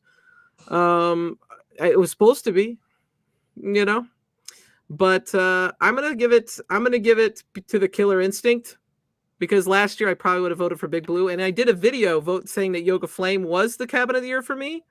Mhm. But the problem was like I didn't know what was going on with Killer Instinct for sure at that time. So I'm going to give it to the original Killer Instinct, not the Pro line that has a bunch of issues. But Yeah, I am too. I think for me, that's the best cab that I got. Killer Instinct Arcade 1-Up. So that's 2 for Killer Instinct, which makes it the winner. Yeah. Let's go to the next category. MVC2 had the Punisher, they would have knocked it way higher up for me, but I know they had issues putting it on Yeah, there. that would have been awesome. It should have been on there for sure. It should have been on there. Should have been on there. Now for our last category, we saved the best for last. The best game released in 2022 by iiRcade. So this has to be a game that came out this year. So if you need a minute to think, I mean, I already know which one I'm picking. The game that just came out, Galacticon and Moon Patrol. Well, and also Space Invaders was great because you could get a Space Invaders cab, and Lode Runner Legacy. It was, you know, its own little thing. Mhm. But I'd say this game that just came out, Galacticon, Elevator Action Returns. But if I were to pick one, it'd be, because I like the retro modern indie, it would either be Galacticon or this one that just came out. Mm-hmm. Okay, how about for you, Nix? All right, it's Cabal. I was so Okay, surprised. Cabal. I was so surprised to see that game come on this system, and Okay. I love it. Lots of Awesome nostalgia. from the TAD. What are some runner-ups for you? I know that you're picking that. What would be, because Cuddles gave us some good runners up. What would be runners up? Oh, definitely Space Invaders. Been really enjoying that, and Galacticon was that came out of left field. Really enjoyed it. Didn't expect to have so much fun playing that game, and got hooked right away. So definitely that one was a surprise for me, and just pretty much all the games from the TAD Corporation. Really, Yeah, those were good. like The whole collection. it's fantastic. Mhm. How about you, Steps? let's see. Game of the Year iiRcade. I was the most hyped probably about Ninja Spirit. But you know what I'm going to go with? I'm going to go with Major Title 2 Golf because everybody could play that game. Everybody seems to be into it for the most part. I'm sure there's a few people that don't like it, but That's a game that's a brought good value people because the replay value is so good, and you can play online with friends. That's a really good game. That's a good value because you can play it over and over and over and over again. And it's a gift that keeps giving, right? What are some runners up for you? The games that you just liked that were really good games. Eugene, Blood Brothers, Ninja Spirit, Space Invaders. There you go. Okay, Brooklyn. I might have to give it to Elevator Action Returns, but I'm also going to throw the golf game in there as a very close second because it just changed the whole cabinet having a game like that on it. So much fun to just sit down and play against people in it. If it just came out and you just played against the computer, still a good game, but it wouldn't be as much fun as playing against all of you. Okay. And runners up for me, obviously Warrior Blade. I love what they did with that game. That's so good. I loved Blood Brothers, Cabal. Really like Heated Barrel too. It's a lot of fun to just pop on. R-Type Leo. And yeah, there's so many more, but you know, when you're trying it's to hard think to on the pick fly, one. it's hard to think. I mean, for me, it's a pretty tough choice. I mean, I think I'm going to go with my number one pick for 2022, Galacticon. By far is my favorite game on iiRcade, and then probably after that, believe it or not, I would probably pick my second favorite of what they released in 2022 is probably Moon Patrol. And I love the way they released it. Like, they didn't really hype it up. It's just like, boom, we got Moon Patrol. Here it is. And that's a game that, I mean, I just keep playing over and over again. And Donut Dodo and pretty much the retro titles that came out. Donut Dodo was great. Longhead was great. Cities brought out a lot of good games this year. So, but I think there's a ton of good stuff to play. And I think we had a pretty good year. Donut Dodo, Galacticon, games like that are worthy of buying a cabinet if it was your only way to play it. If someone just brought that out and you had to buy a 3/4 scale cabinet at your home to play it, it's worth getting it to have those games. They're that much fun to play in an arcade type setting. I saw that Rainwater just said that the poll results are contrary to what the panel picked. That's fine, because we're each individual people that have our own opinion, just like the people that had their chance to vote. Yep. So if you ask me what I thought Let's take a look. the chat was going to vote for, I would have agreed that Donut Dodo is probably what they're going to vote for. Boy. Let's go. Wait a minute. What's up, everybody? How's it going? Hey, going good, well, man. Mr. Home Arcade. What's happening? Congratulations on your award, buddy. What did I win? What'd you get? You're the most creative YouTuber. You goddamn right I am. That's what I like to hear. Thank you, sir. I appreciate it. Well earned. Doing all right. What y'all doing for the holidays? Y'all staying at home playing games and shit. I'm going to be playing with my Masters of the Universe collection. Oh, you got something? What you got? I got all original. I got almost a complete collection, honestly, but it's up in the attic, and I haven't seen it in like 30 plus years, but it's there. I think you got like $1,000 some up there just sitting in the attic. You need to bring that down. I have a Scare Glow. I have all sorts of rare pieces, to be honest. They're all getting ruined out there. I have my Masters of the Universe stuff sprinkled all over my arcade. And look, rocking the Skeletor hoodie. Yep. Represent. Well, folks, I heard y'all was talking about what was the last thing y'all was talking about with what your favorite game was this year? Yeah. What's your favorite iiRcade game, Mr. Home Arcade? I mean, for right now, a game that I enjoy that I would pick up again, the Rastin 3. That shit was fun. Rastin 3. Warrior Blade. Warrior Blade, Rastin 3, whatever you want to call it. You know what I'm talking about. Yep. Aren't you a fan of Trigger Dungeon? Yeah, that game triggered me a lot. It's a very frustrating game. Yes, that fully true. But hey, folks, I just want to stop it real quick. It's that holiday episode.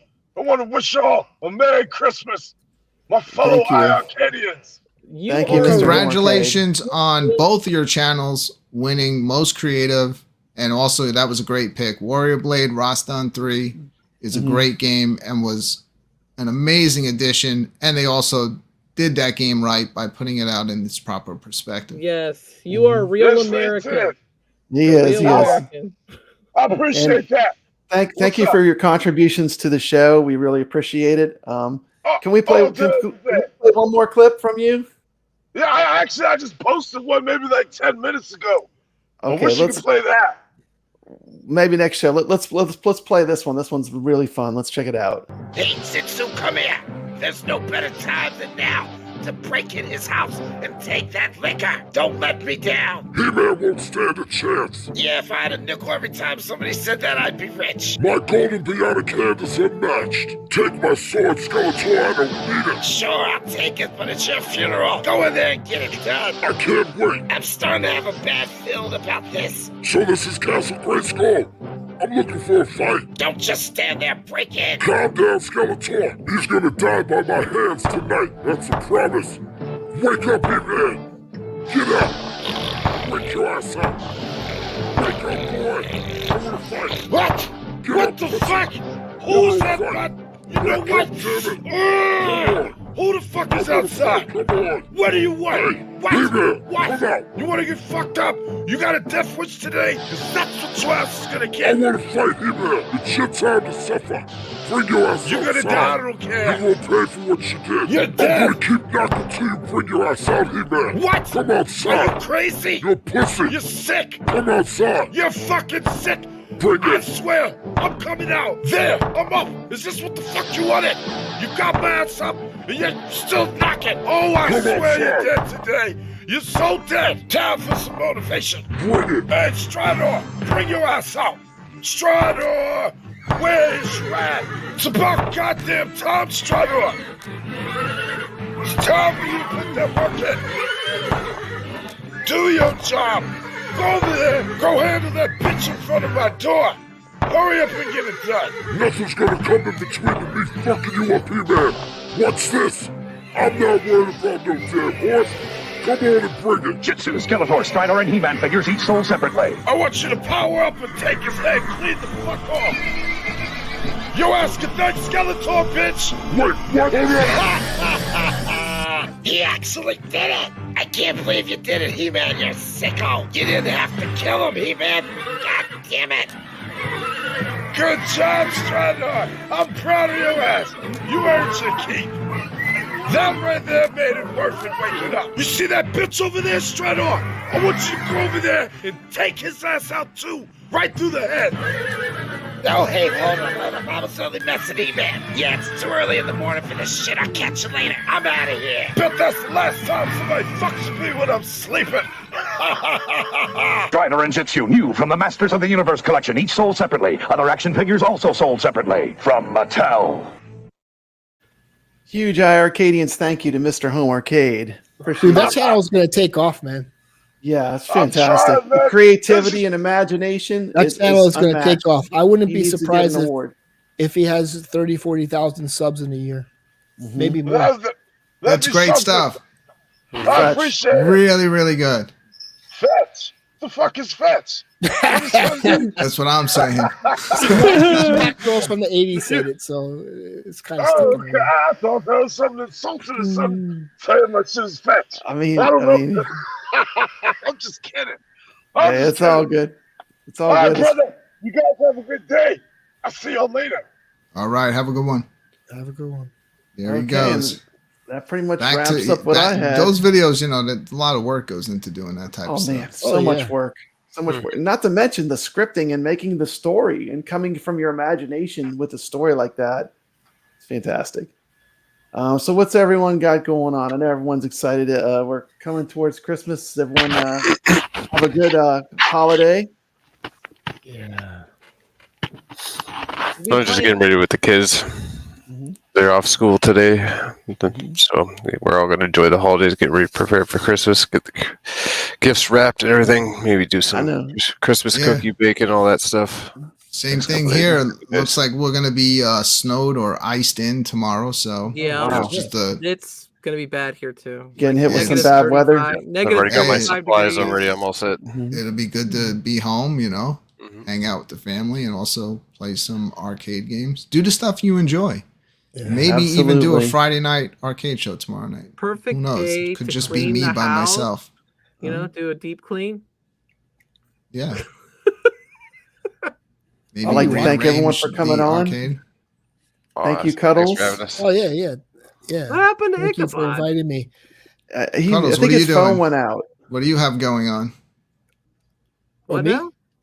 What do you have going on? Oh, they're having a big Steam sale. I didn't want to mention that. This guy's a shit. Yeah, I'm gonna probably download Dimension Tripper Neptune Top Nep, which is Space Harrier reinvented for like today. You know, it's like it's pretty much Space Harrier if you look up Top Nep, but it's more colorful. It's a short game. It's a half-hour long. Yeah, and gonna play that in a little while. That's a game we need for the iiRcade. What's it called? How you spell it? Cuddles over the weekend will be practicing saying sentences without the word Steam in it. Dimension Tripper Neptune. Is that game fun? Yeah, dude. It's only free. Don't do it! It's like fun! No!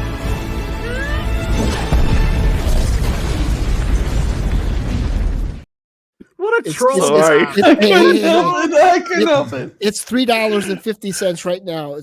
There's the short name Top Nep. TOPNEP. It's getting very good reviews.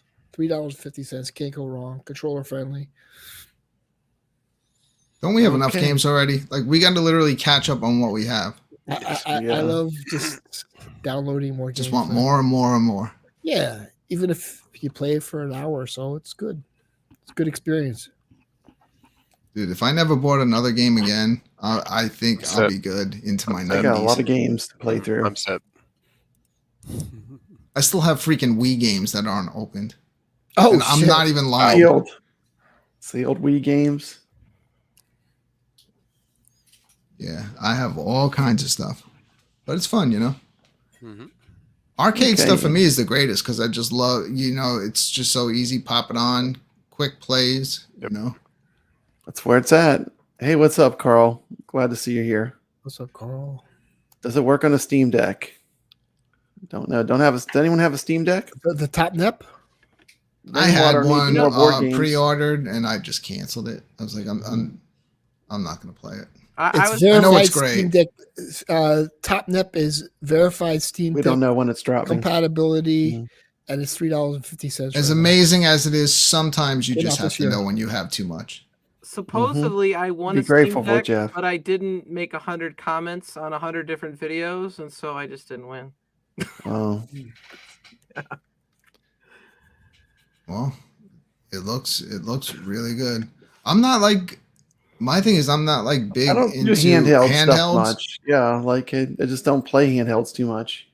I love the concept of it, but as you get older and your vision isn't as good anymore, everything's real small. Like I put on my reading glasses to play a game. So like the Switch OLED is so amazing in OLED, with the pure blacks, and I'll love to like look at stuff on it. But then when I put the game up on the big screen, it's like you could just see so much more side. That's how I like to play. I like to. Brooklyn, how often do you play that Walkabout Golf? Do you still play that in VR a lot, or once in a while? Yeah, I do. I actually do very much, and I that's another one I really enjoy hanging out with people and playing.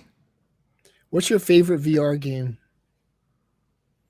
That's up there because again, it's just kind of relaxing, and it really makes you feel like you're playing golf. You completely forget where you are when you play it. Awesome.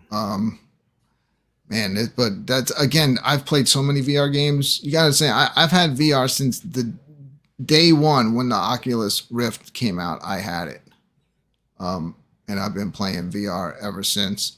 But I think the Quest 2 was the best set to come out, because it makes it so much easier for people to get into VR because there's no setup involved. There's no tweaking. You just put the freaking thing on and you're ready to go. In the early days, you had to have some technical know-how and have everything set up correctly and have sensors all around your room. Now everything's just like built right into it. Oh, you don't need the sensors anymore? You don't need anything, man. You're completely free in that thing. So, because so I don't need a PC either? You don't need anything. And what's great is you can connect it to your PC. So if you have a strong enough computer, you can stream wirelessly to it. They keep advancing that, and there's also a program called Virtual Desktop, which is like great to have. It streams games What's it called now? Effortless. Tell me the Through name. what? It's called Virtual Desktop. No, the name of the VR headset. Oh, well, they call it the Meta Quest 2. It's the Oculus Quest 2. It's a ton of fun, man. Again, why I love VR so much is because you can kind of like pop it on, play, for like an hour or two. It's not like it's like you could just have a good time, some quick playthroughs. There is a game that is a retro game. It basically like puts you like you're standing inside an old retro world, and you're just standing and you're getting attacked. I saw that. It's so much fun, man. I always think about all you guys when I'm playing that kind of stuff. Blockbuster and Do they have everything? They got like the little joust, Let me ask you, guys running at you. The 128 gigabytes or the 256 gigabytes? The 128 is sufficient enough. Basically, it just depends on how many games you want to store on the thing. Okay. Or do you have to? But 128 will get you by. When they first came out, it was 64, and now they only make them starting at the 128. And I have that one, and it's definitely. I have it filled up, but it's definitely fun. How many games do you have on your Oculus? Dude.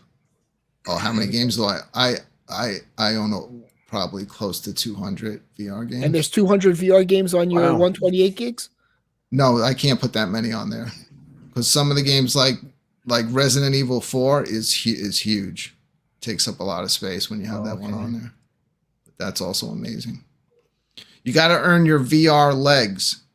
You can't just jump into the crazy shit, so. But talk to me, Cuddles, because again, like there's stuff that's amazing, and then there's a lot of garbage that What's the difference between the headset and the Pro bundle? What's the big deal? The Pro bundle? Mm-hmm. It might come with the headset strap. Yeah, headset strap and some kind of. Okay, that's good to have. I have that, and they even have ones that have an extra battery built into it, so it keeps it running for longer. Okay. It's a ton of fun. VR is great technology. It's the future. There's a new game that just came out where you build and manage your own arcade. It's getting pretty good reviews. I haven't jumped on it yet because in the previews, I'm only seeing like those kind of like ticket type arcade games, and I wanted to see more. I want to see more of like retro style arcade games that you can put in there and play. Yeah. Yeah, but I just spent $2,000 on PC components. Cool. Dude, just hit me up, man. Like I hate when people buy trash. Like you know what I mean? Like there's so many great titles. There are some puzzle games that you can just only do that kind of stuff in VR. And you being someone that like enjoys retro stuff, there are some games that will take you back into the 80s and take you through the history of video games.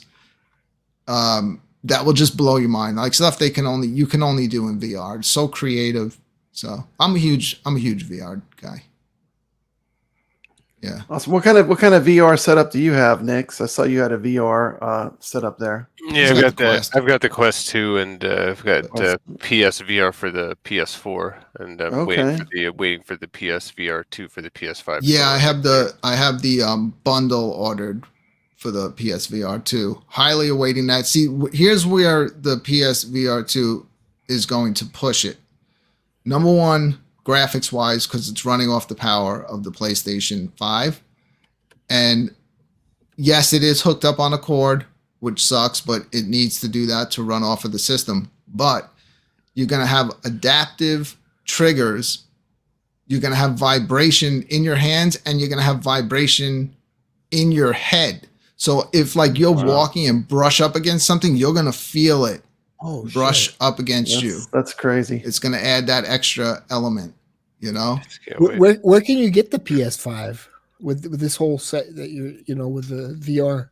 You had to get invited to pre-order it, and I was sent an invitation to it.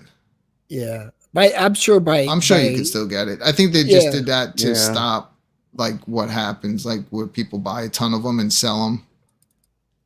Yeah, from price gouging, people buying stuff and then flipping it for profit. Yeah, if you go back on my page a bit, you'll see, especially over the summer, I was playing a lot of VR with people, from the arcade community. We were fishing together. We just hang out there and having a great time. It's a ton of fun. What do you don't do it on Steam then, right? I can go through Steam it's pretty seamless, especially with virtual desktop if you buy some games on there. But again, I always look at it as like the iiRcade compared to, say, the Legends Ultimate, where people say, well, if I want to play Donut Dodo, I can stream that from Steam through my computer. I like the games when I just buy them from the Oculus store and they're there, you know what I mean? And they're ready to go. Okay. But it is pretty seamless playing stuff through Steam. When you do stuff through Steam, you're going to do it through your computer. When you're playing the games through the Oculus, they're already you don't set. You're not going to tweak the settings. They're already set to run on there. Okay. But I'll talk to you, man, because there's tons of games where you'll be playing games, but you'll really be exercising. Yeah. There's some amazing ones. But dude, you clear some room. Clear a little room. To play. I have a little room. Yeah. Like, do you knock stuff over and stuff? Because it's probably pretty. I'm good. Pretty unreal. Is it like you feel like you're in another world? The last mishap I had was the night I got bowling, and the bowling is so realistic. I was in there with retro. Like you could see like us floating around, and when you talk, like our mouths are moving, and we were just bowling, and I just forgot where I was at, and I went to do like a real hard bowl, and I smacked my hand into a piece of furniture. Oh shit! We were on there golfing with Goofy Foot one night, and he was banging into Oculus his couch. is the one that has a lot of games. That's what you're playing on, mostly Oculus. Yeah, Oculus too. That's the one we play. I have It's crispy bacon. It's just great fun. We spend a lot of time in there, especially over the summer when I was streaming stuff. But yeah, there's a lot of really great retro inspired games coming out in VR. There's a couple that I would love you guys to play just to experience it, because it's hard to explain unless you play it. Yeah. Like literally there's a part in it where you're doing a fighting game, and as you're playing the game in the arcade, everyone in the arcade, like a whole pit clears out and the fighters are fighting each other in the arcade, and it's like you're in there, People don't realize how cool this stuff looks. It's not like you lose where you are. Yeah, because it's your whole vision is what you're looking at. Yeah, that's kind of like why I did that video today, is the arcade community dying, because like with Arcade 1-Up, it's such low quality. It's like people are looking for new forms of entertainment, I think the thing is also people are running out of space. Yeah. So that too. Like, here's how I look at what with Arcade Super 1-Up. collectors have a lot of machines already. I think so. I've heard people mention like Arcade 1-Up should do something where they have a store where you can add games. Yeah. But here's how I look at it. Yes, they should, but you can only buy certain games if you have a certain cabinet. You can't just buy any. Like, so if you have this particular cabinet, do a Capcom as stuff comes out, you can buy that game and add it to that Capcom. cabinet, but you can't add it to another one. So it makes it where it's necessary to have particular cabinets to be able to get certain games. It makes sense. Yeah, everyone's running out, dude. Everyone's running out of space, and I don't buy stuff with the thought of, oh, I'm buying this, and then 2 months later, when they hang something else in front of me that I want, I got to think, oh, well, what am I going to get rid of to get this? It is what it is, and unless I have my space, and I don't like things getting too cluttered. Yeah, the same way. So in some ways that would work. Like if you get like a Capcom Legacy cabinet, you get more Capcom games on. That works, but the problem is stuffing like Marvel versus Capcom, where you have Disney and Capcom sharing a license. Like that Marvel versus Capcom 2 cabinet, with the exception of the Punisher, is about as good as that's gonna get once the online works, if it ever does. But you're right. I mean, like Capcom could have a cab, Midway could have a cab, Namco could have a cab. I mean, it would have to be by the publisher, because that's the only way they're ever going to agree to it. And you could probably sell them in packs and charge a decent amount for it. I mean, it would work, because I'd much rather buy another Capcom pack. I even if I spend $200 on a Capcom pack, I'm wasting less money than if I bought a whole nother arcade 1-up and had another one in my house. You know what I mean? Because I look at arcades 1-up duplication, a lot of space usage. I look at them more as someone that's focused on selling the actual arcade cabinet than the game. Yeah, I think the games come second to the actual cabinet, and that seems to be like what people are buying with that. They see it as units sold and profits. You know what I'm saying? Like, sometimes it's hard to sometimes see the love, but there's a lot of love I find in it, because I'm passionate about these games. You know what I'm saying? Code Mystics definitely put love into KI, and you could tell. You know, it wasn't Arcade 1-up, it was Code Mystics that put that love in. And you know, there's good things about the Street Fighter cab too. Obviously, it's got a lot of good games, and the Spectate's pretty good. But the love is definitely in the KI cab. If they could transfer that love to other cabinets, you know, it would help. Isn't that the one OTG just bought for $1,000? That, not the Pro Line version I'm talking about. Okay. It's the same PCB, so the software is going to show the same. It's going to be really well done. But the cab itself, the problem with the Pro Line cabinet was that they advertised professional controls, and then what they did is they bought a mid-grade hapstick without the switches and put cheaper knockoff switches on the stick and then knockoff switches on the buttons. So they paid for the hap buttons and sticks, but they went cheap on it. And everybody's complaining about the controls that they suck. Well, that's surprising me, Steps, because they have to know that the people that are going to buy something that's like a 500 unit, those are the people that are seriously into that stuff. And those are the people that are going to notice anything wrong, imperfect, you know, not anything working even slightly off. But I'm a snob about that kind of thing. Like, I upgrade my controls. I put IL Euro stick and IL buttons or HAP competition buttons in most of my cabinets. And so I know about them. I know the difference between the HAP comp and the IL. I didn't at first, but I learned as I started doing these things. And yeah, they're going to notice. They're definitely going to notice. You shouldn't have to upgrade when you pay $1,000. I agree with you. I definitely agree with you. And then there's other, you know, random issues. You could go watch She Lion stream last night. Do you think that those will retain their $1,000 value because they're limited and numbered? That's the only saving grace for the people that bought it, I think.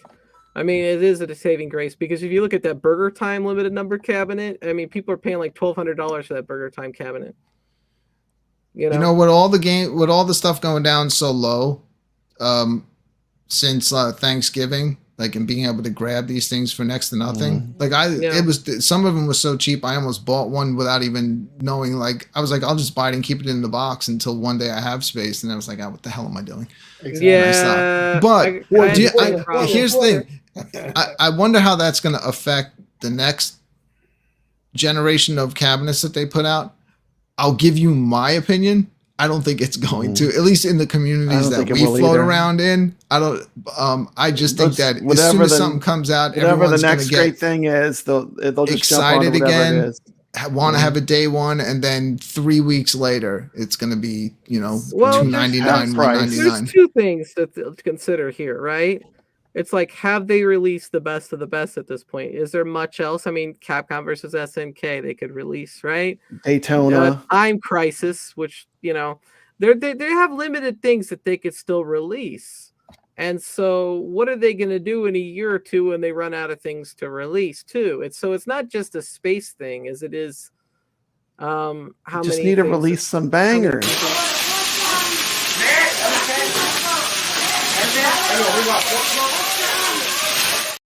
Yeah, they have some great films for $2. games. Thank you. You know, Merry Christmas, fools. Super chat from Stringer Films. Thank you. It'd be cool if they put out like a Pac-Man, Miss Pac-Man cabinet. Just get it over with already. Stop putting out a new Pac-Man every single I year. agree. I would We get totally it. buy that. Just- I would buy a Pac-Man, Miss Pac-Man They cabinet. don't want to do that because they want people to buy the Pac-Man and the Miss Pac-Man. ridiculous, bowl. Dude, how many? But let's how go many for eight. Pac-Mans do people need in their house? I want I don't one know, but Pac-Man that plays them all. keeps selling, man. I will tell you this: when they lowered the price of their cabinets, they're pretty much all gone everywhere. Like around here, at least. Oh yeah, it's a great holiday gift for people. Like at the Best Buy today, they had like 2 Shaq NBA Jams and 1 Pac-Man, and before they had like 15, 20 cabinets, and they're down to those 3. And actually, they probably had like 10 of the Pac-Manias. And most of those Pac-Manias went out the door because people just walk in and go, "Oh, I need something for Christmas. Oh, Pac-Man, that'll work." And that's how they sell a lot of Pac-Mans. Yeah. It's just the title. And they probably sell more. I mean, I bet you they sell 5 Pac-Mans for every one of everything else they sell. I mean, I don't get it, but that's. Do you think those steps? Do you think that like when the next slew of cabinets come out next year, do you think people are going to wait or what's going to repeat happen the cycle now, again? So here's the thing. People are upset now, like CT Jason. He made that video where he spent all that money and he feels taken. And so there's people that spent the money that feel taken. There's people, even Moat last night got really mad on the weekly retro party. He was yelling, "Where are all you people that like KI when it was $700 and I paid $700 for it?" Well, a lot more people are willing to like it for $255. You know, like. But you know, Steps, I do the same thing. I've learned I do the same thing with regular games. I no longer I got to say some of them, like Elden Rings. I was there day one, but I've learned to just wait it out. If you just kind of keep yourself like 6-7 months behind on everything, Yeah, if you don't need to be first one on dude, the block, you can save a lot down, of a lot of money money, a on lot games. of price goes down. You have to understand. Go ahead. These guys are influencers, and so they're making money. Who knows if they're making money from Arcade One Up? I don't know. I can't make that claim. I don't think anyone's making enough money for the but cost. with the advertising, you know, they're getting the super chats, they're showing the new machine, they're getting views, and so in a way, like with Cologne, if I was really serious about Cologne, I would be discussing new releases, showing the bottle. That's what the top influencers do. They do that. So in a way, it's not that they need that, but they need it for their channel. Mm-hmm. Yeah, it's views. So Sorry to cut you off. the Rexer show always has some valid points, but like with this one here is comment, like I both play and I use the spectate mode, especially on KI. When I could watch somebody play and I could say they're really good, I want to try my hand at them and put my quarter on the glass and get next. I really enjoy that feature. Now, I'm not going to defend their terrible choices on the pro line at all. I'm just not. It's not good. They've had a lot of blunders this year. The MVC2 not being online, the Blitz, all 3 games weren't online for like 3 months, and then the KI Pro. And you know, we even got Travis and Retro Ralph at this point making comments about the KI Pro and the mistakes made. So you can't, if Travis, one of the number one people that promotes this stuff, is talking about how terrible the controls are and showing pictures of him replacing his controls in $1,000 cabinet, then they need to look themselves in the mirror and go, okay, we can't use these controls anymore. The HDMI out is messed up too. There's no sound. That's pretty much the case. out. Any like laptop or anything you get, usually you have to have a separate audio cable. They could probably fix that with an update. I'll give them a pass on the HDMI, and the controls are more alarming. And basically the fact that they have some bonus items to make it try to fluff it, it's worth $1,000, like an anti-fatigue mat and a tin sign. Just make the thing a fair price and put the right controls in it. You know? Yeah. I mean, if you're gonna call it Pro Line, it's gonna have to live up to that name. And the people that are gonna buy it are going to be the people that know that game inside and out. Yeah. Because who else is gonna spend that much money on something that don't really, what does it have, like 4 games on it. Yeah, they cut off the hand of Spinal's when he's holding the sword the on the artwork cabinet. is- So like you that's- can't see like most of his hand, but you can see can't the even sword come justify back that. over. Like who? And, somebody signed off that was okay for it to look like that. I Well, mean, from getting the Marvel verse Bobby Boo Capcom can do it 2, right. here's He's individual. A big company here's what can't I even get think, the art Brad. right? I mean, really? The artwork doesn't line up. I think that they choose a very strange place to do like the cut. Like it just makes no sense being where it is. And I don't care. You could sit there and try to line it up before you secure it, you know, with those little metal plates. The artwork doesn't line up. So here's what I think happened. I think that they print all these stuff up where they do line up, but when they pack them, it doesn't always print in the same place. And I think that they don't just like say, okay, these are the ones we printed. Let's pack these together. So if the printer's off by like a half an inch on the bottom piece, but it did match up, they're not matching them up when they put them in the box. That's why there's no way they missed an entire hand. the graphics though. don't line up. They purposely cut the hand off of the graphics. And if you go to Arcade 1UP site and look at the Pro Line there, it shows the hand missing. So it definitely was designed that way. And my Yoga Flame behind me, which I did say, you know, is a fantastic cab. I love it. But the thing is, the bezel, there's supposed to be all 12 of the Champions Edition Street Fighters on the bezel. Yeah. They don't have the primary character out. They just deleted Dulcim off the bezel of the Yoga Flame cabinet. I don't understand so why there's they only do 11 things they do with fighters. the artwork. Who the hell puts 11 fighters when there's 12 fighters on the bezel? That just upset me because it's just careless. It's not that I'm trying to bash Arcade 1UP. It's not that I'm an iiRcade shill, because I'm not. I'll bash iiRcade if I feel a reason. Oh, to. yeah. Could we change the vote from earlier on and add Steps Gaming to the biggest arcade show? It's because they didn't care. That's what pisses me off. When somebody Actually, the doesn't winner was care, UAG. He did win the popular vote. I'm the biggest Arcade money. 1UP shill. I guarantee you that I had an Arcade 1UP before everybody. I made the first Arcade 1UP video on YouTube. Why don't they charge $1,500 when it didn't work? I mean, it was. I wish it was a positive one, but the freaking thing didn't turn on. Why don't they just charge $1,500 and do everything right? You know, it's like exactly. You would think at $1,000 they're going to do everything right, but.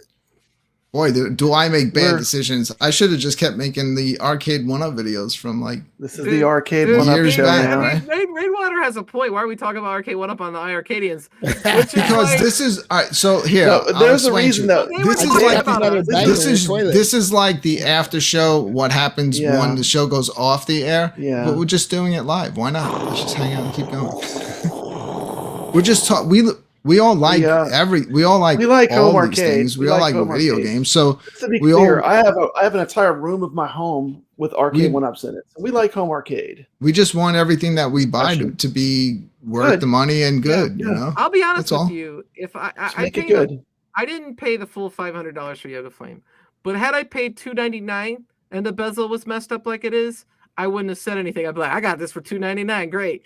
You know, and that's kind of where they're at now. They're like, we could sell it for this, and then whatever people don't buy, we'll just liquidate, and we'll, you know, and so that's their model, I guess. But I think what I'd rather have is them. My fear is, Steps, what's going to happen when everyone says, you know what, I'm just going to wait, and nobody buys any. That's what I'm worried about for next year. That's going to be a problem. I'm wondering what's going to happen for next year because they're going to be spoiled by the sale. So now the problem is.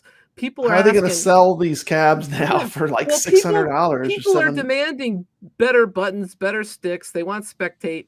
That's not what you get for $299, right? Mm-hmm. I mean, if you're going to want $299 cabs, then hey, get your $299 cab.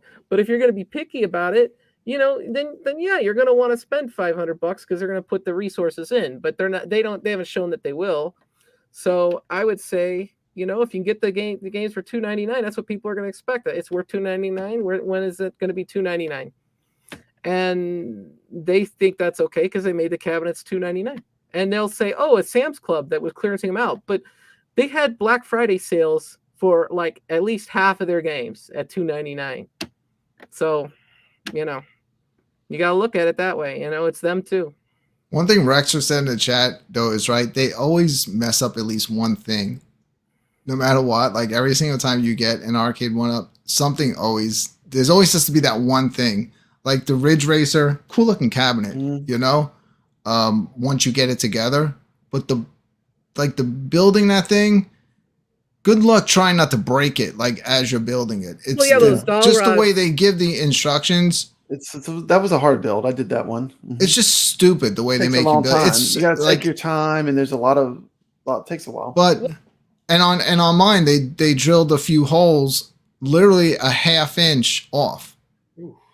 So when you went to secure stuff in, I just had to make the one screw really tight to get it to fit. That's not a big deal.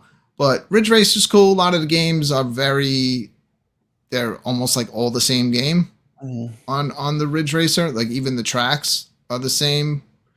But they botched the sound. It's an easy fix. But this, like, why the hell? Who let that sound system get by on that thing? What sounds like you're playing it through tinfoil. They take all the effort to get the best licenses. They get the best licenses, and then they drop the ball. It's like they get the coolest shit. They got the killer app, the killer game, and then they just like. That's why I was saying I think that their first focus is selling a cabinet, something that looks cool in your house, and then the game comes second. Well, here's the thing: they're selling stuff to Walmarts and Home Depots and whoever takes it, right?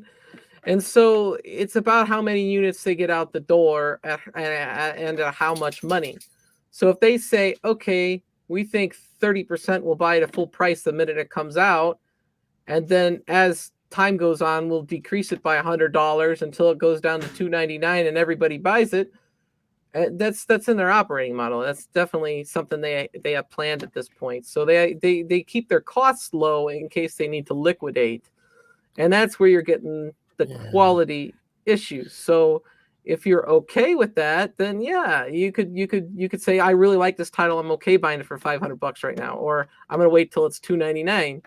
But the Pro line's a different story. The Pro line needs to be top tier. Yeah. I kind of like the Ridge Racer. I think I'll have a lot of fun with it.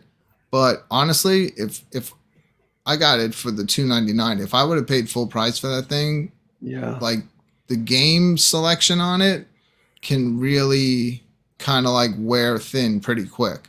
Now, there's a nice hack for it though. Yes. Now that's a different story, you know? But that goes back to adding more games. Like how many racing cabinets do I need to put in my house, and take up more and more space? Like it'd be cool if they had a racing thing and then Arcade 1-Up put out packs. I'd buy those in 2 seconds to keep adding more things, Ridge Racer gave me a headache when I played it. And I think it wasn't until like Ridge Racer 7 where they made it smooth enough to play. It was just so choppy and headache inducing. I do gotta say that I do really love the cabinets that are fighting cabinets that have the spectate, that have the interactivity, that especially like the ones I could easily stream from, like the Yoga Flame. The simplicity is good too. Like I almost don't care that I'm taking, if I buy the thing at $500, I almost don't care I'm taking a $200 L, because to me I'm getting my $500 worth out of it because of those features. That's one of the reasons why I do love Arcade 1-Up. But if it's a cabinet that doesn't have those features, to me, I would be upset. Like if I bought Mortal Kombat 30th Blind because I don't like Mortal Kombat, but I just wanted to play with the community, and it doesn't have spectate and it had a crappy monitor, I would be really pissed. And so I gotta say, with the people that love Mortal Kombat, not just that one, not just console fanboy or whoever, like I would be pissed. That was Marvel vs. Capcom. That's my game. Like that's my Grail game that I love. So like, I mean, I'll wait for it, but I mean, it's just like it's a bummer for me. iiRcade needs to drop at least 10 bangers in 2023. Well, you look at what iiRcade got. If they could get some of the games that iiRcade got, that would be enough. Hey, it's to die for, Bobby. I highly recommend iiRcade especially if you're a fan of the type of stuff that's on iiRcade. Like they have that. which a lot of these games I don't see the point of playing. I don't like playing them with the console controller. It's way better playing it on arcade. But they have a lot of like really deep cuts and like homebrew stuff with the console games. A lot of fun stuff.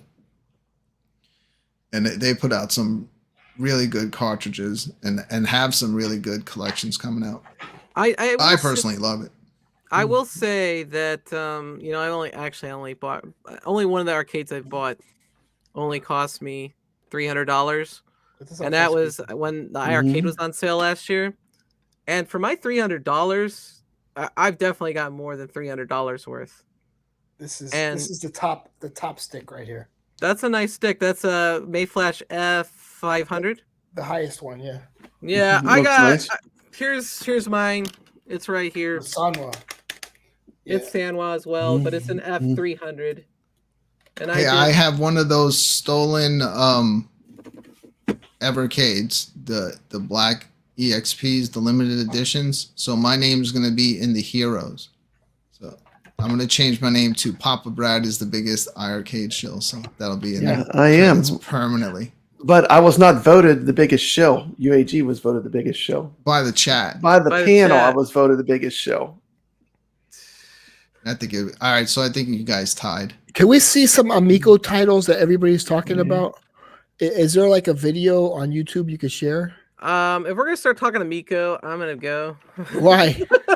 What's the one you I know want? nothing about that. I don't know anything about it either, really. I don't know. I haven't followed that about whole Amico. thing. You want Evercade? Am I correct? Evercade? No, I was just saying there's titles. There's Capcom titles on that, right? I only know about the Amico Police. Condos, you would like Evercade. It's actually really inexpensive to get yourself the Evercade verse.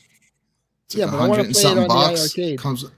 Yeah, this is different though. This you can play some like cool console games too. It's different. It has a lot of the same games that iiRcade has, but it has a lot of stuff that wouldn't play well on iiRcade that is meant for like a retro console, and it's physical cartridges. You know what I forgot to say? I do spend a lot of time modding my 1-ups to have better quality speakers, buttons, sticks. Because that's what I want. Better quality, yeah. So any one I buy, I have to add a couple $100s to the price, to get it the way I want.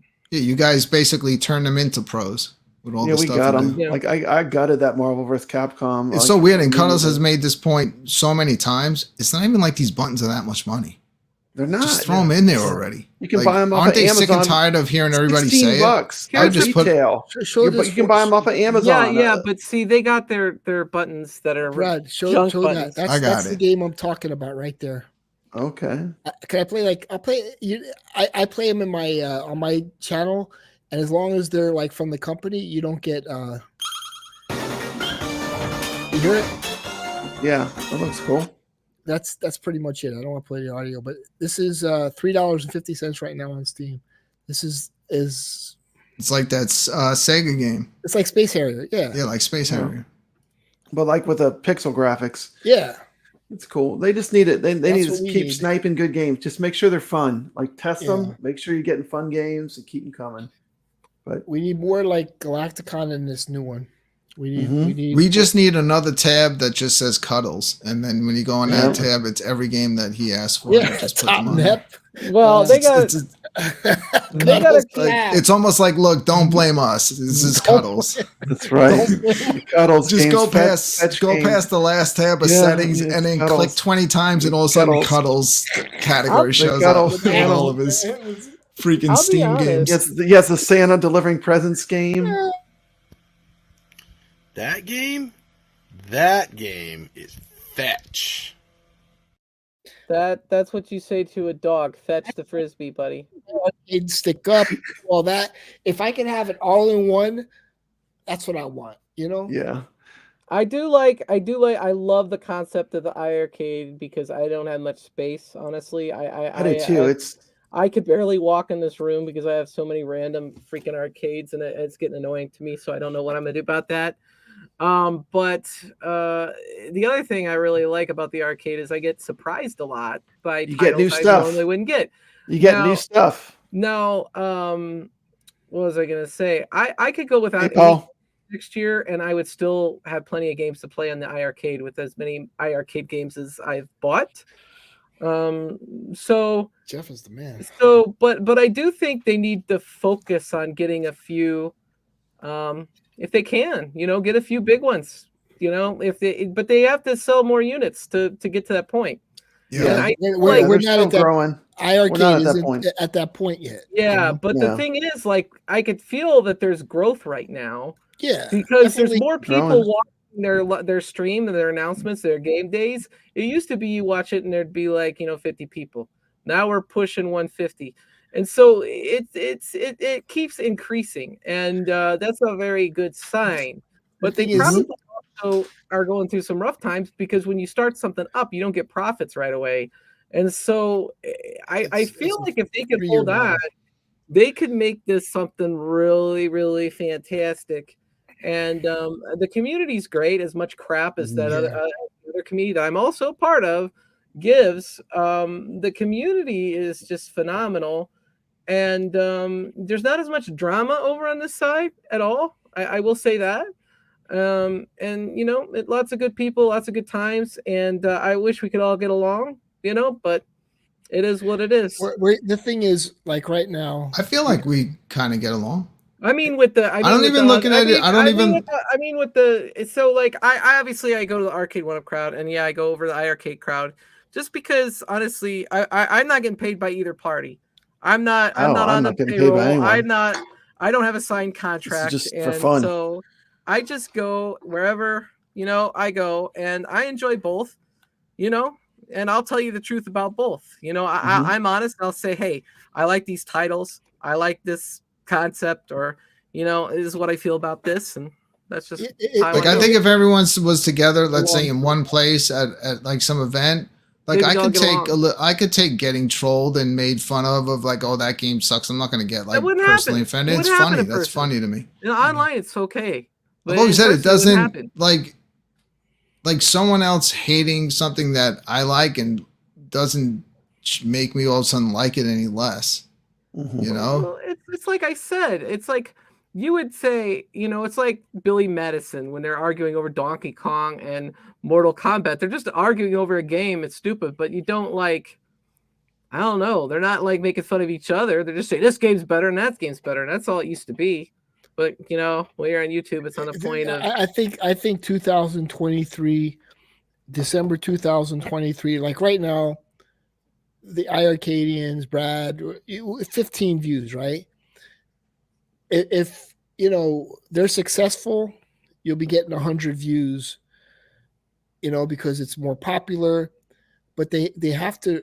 I feel they have to go after the retro indies. But they have to have some good retro titles that people remember, like Steps loves, But it's, I think a lot will come out at the end of 2023. Do they want to continue as a company? Okay, because that's going to be like, okay, now we have, the gold cabs, we have the sending guns, we have better titles. Thank you, Carl. And then they'll, after that, it could be like iiRcade knocks everybody out of the water, and that's I think that's where I think the competition is good. I think the competition is dying. Like Arcade 1-Up is going down. You see, and I think iiRcade is young, and they're growing. So 2023, it's just like you're playing a role playing game. You may be down $5,000, but the next year you may be up $500,000. Right? It's like you have to invest and it's tough starting a new company. Well, but I think at the end of 2023 we're going to learn a lot. It's the time to do something really is now, because I think the market's kind of hurting right now. This Christmas has not been as strong for anyone, I think. But you're never gonna have as good of a chance to come out on top as you do right now. So that's what I got. Yeah, right now the economy sucks. So, But let's see. I think 2023, at the end of 2023, if I'm the owner, I'm going to look back and say, I got this, I got this, I got this, I got this. I'm still at the same point, all right, we're going to have to. There's something in the chat, something about a Moon Patrol link. Do you know how to play that, Brooklyn? Show the Moon Patrol video I linked. I want to see Cuddles' live reaction. Is Cuddles a fan of Moon Patrol? Yeah, I just think it's going for too much. Yeah, hold on, give me 1 second. Oh, I see it there. It says Amico Moon Patrol. Yeah. Isn't Moon Patrol only $7? Only $7. I know what he wants. I have so many games. This is like a new Moon Patrol. I think that they were developing for the Amico. It's only $7, but it's all. But we're supporting the iiRcade, a small company. You got your little iiRcade machine. Under a minute, he says. I have so many iiRcade games, and there's games I buy on Steam for $10 and I play them for 50 hours, Rexer show wants to know, how do I join the iiRcadians? Yeah, there's no join. You're in. You're in. Everyone's in if you want to be in. Drop the link for him. Hold on. All right, the StreamYard is having some difficulty capturing my screen for some reason. Okay. But check it out. If one of you can play it, or just watch the video. It's really Here's cool. the link, Rexer. I just dropped the link. Rexer always brings the entertainment. Yeah, Rexer's awesome. I mean, yeah, I love his videos. And kevgret. You were talking about views early. Like I'm gonna say, I don't care about views, but like my views. No, but it's not about you. Views is good. The last show we did had like over 500 views. I mean, that's not bad. But I'm talking at a time. 100 people in the chat. Yeah. Like 15. That's kind of, if I do other stuff outside of arcade stuff, like that's where I'll float around.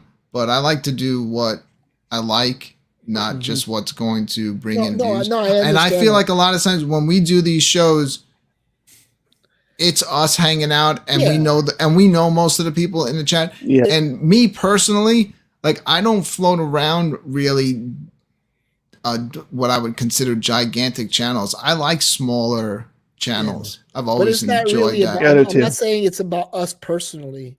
It's about the iiRcade, the machine. Mm-hmm. And so, we know each other on the leaderboards. You understand? It's like I'll see Nick's on the leaderboards. I'll see Papa Brad on the leaderboards.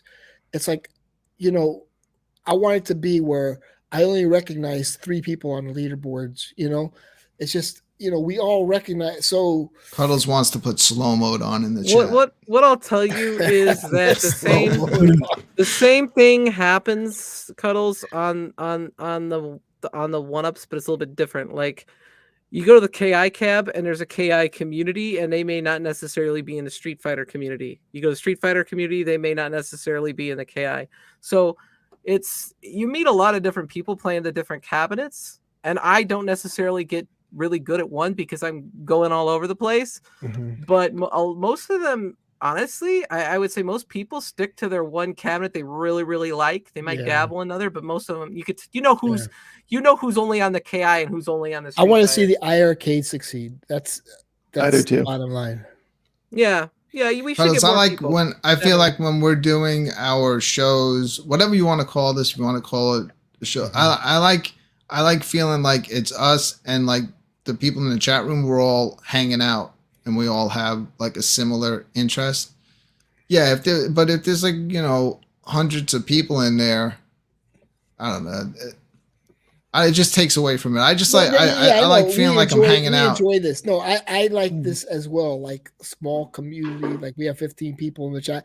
Maybe I won't join the streams when there's 100 people in but I want to see 100 people in the chat, knowing hey, they're getting big, they're getting better, they're gonna get this company, they're gonna get this company. Yeah, like. I've never been one to. I've been on YouTube since YouTube's been out, but I've never been one to come on and force myself to do something that I don't particularly enjoy because that's what is going to get the most views or that's the in thing. I just do what I enjoy. So that's why you really can't, you can call me a shill. I mean, but you can call me whatever you want. But I do YouTube stuff and hang around YouTube communities of things that I enjoy. I enjoy the iiRcade very much and pretty much everything that comes out on it. So why not, hang out with other people that enjoy it and make a show out of it, play games against each other. That wasn't the point I was trying to make. More games. More games. More games is the point I was trying to make. Stay tuned. We all need more starting games. January 2023, my channel's being rebranded to an all-perfume channel. That's it. We're all going into Cuddles. We're going to go into Cuddles Market. If I can't turn on slow mode at least once in 2023, I'm quitting. Rexer, are you joining the iiRcade community? I am. I had to shut some. Windows. Hey, whoa, it's Polo. What's up, Hollywood Polo? Hey, everyone.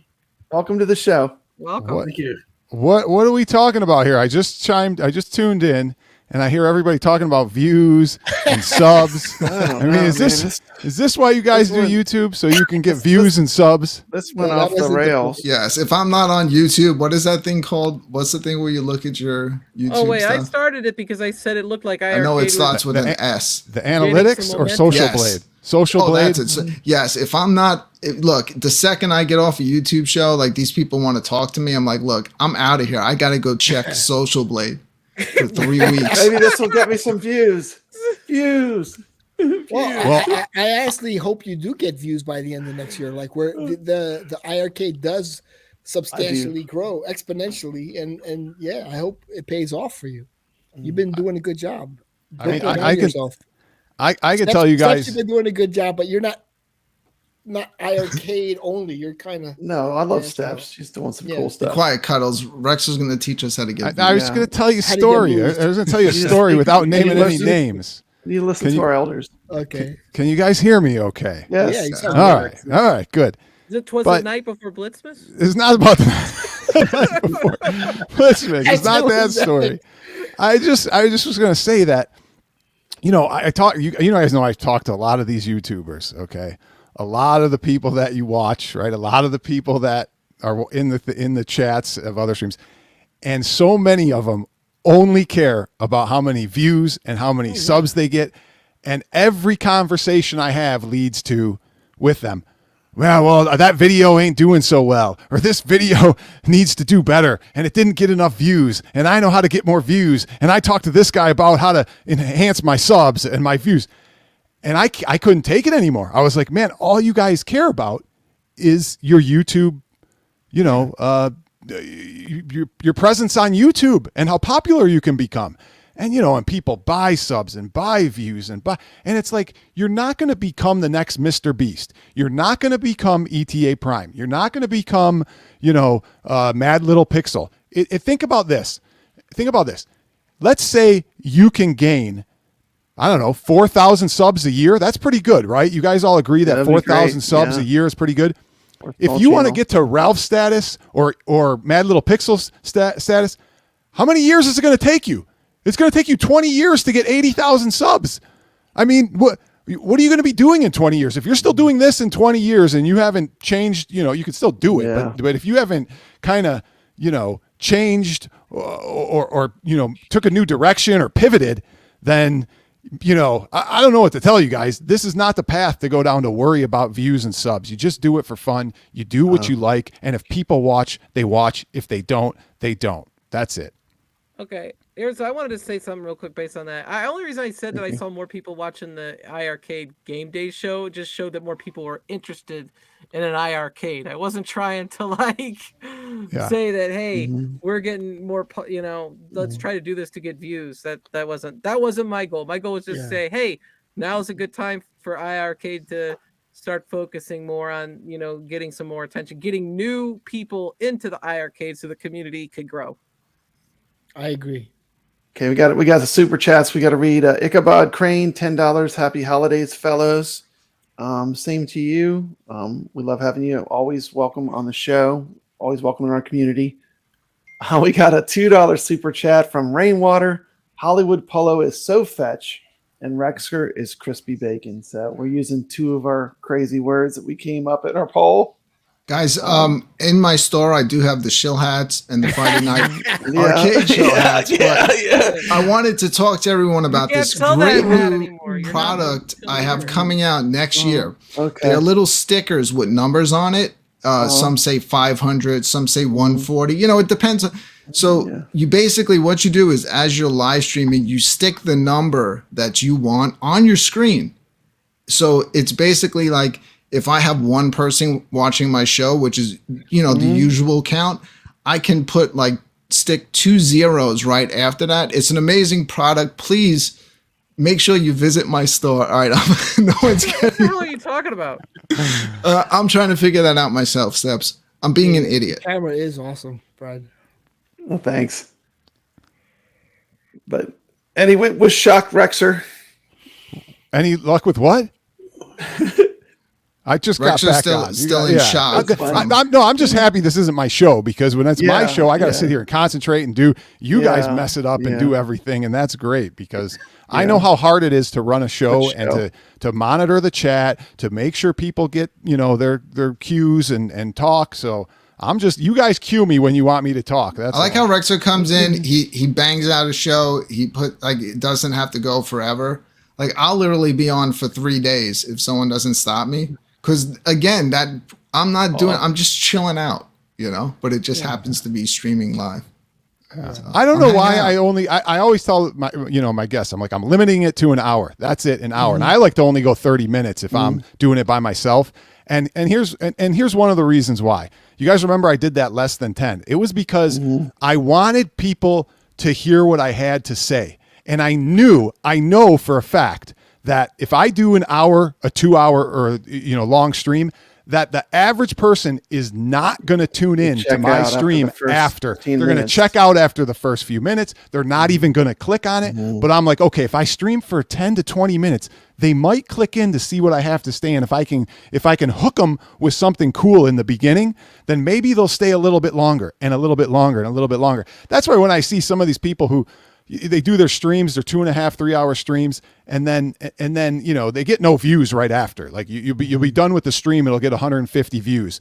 A day goes by and you get maybe 200 views. If somebody's getting more, like if it jumps to 700 or 1200, well, they bought the views. It's not the stream dies right after the first, day at most when you do an hour or 2 hours long stream. But if you can hook with a title and a thumbnail and keep the thing under 20 minutes and you're streaming, then you'll get more people to watch.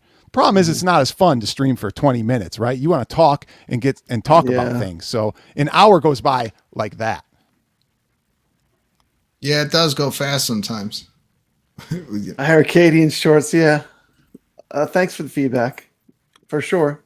Like YouTube shorts or like shorts that you could wear that have the iiRcade logo? Papa Brad already does 50 shorts. I already do. I do a lot of shorts. I do Atari shorts. Everything I do is Atari series. Yeah, that's one of the things I like. You're doing a good job. You're putting a lot of effort into it. I see the hard work. Yeah. Thank you. Brad's good. Like I should do what he does and repurpose some of the stuff that you find some good moments during the shows and then just make them into clips. It's too much work though. There's a lot of work. Right now I'm off, so I have time, so it's easier. But I would just like to say thank you, Rexer. You've given me so much entertainment. I've really enjoyed watching you since I first started watching you when we were all locked down in COVID. Yeah. But I've really enjoyed your channel. I think you do a fantastic job. I think it is important to have someone that is a little more critical and is a little bit you'll just tell it the way it is. And that's what I love about watching your stuff. You're just very straightforward, very honest. Yeah. And I say to people, don't blame me because I don't accept mediocrity, right? Yeah. Everybody else, if you want to accept mediocrity, if you're a one-up, lover and you love the product, okay, but you're accepting mediocrity. Don't blame me because I want something a little better and I don't think it's right. But that's all. I speak from my personal experience, my beliefs. Try and educate, right? Try and entertain, right? Do a little bit of it all.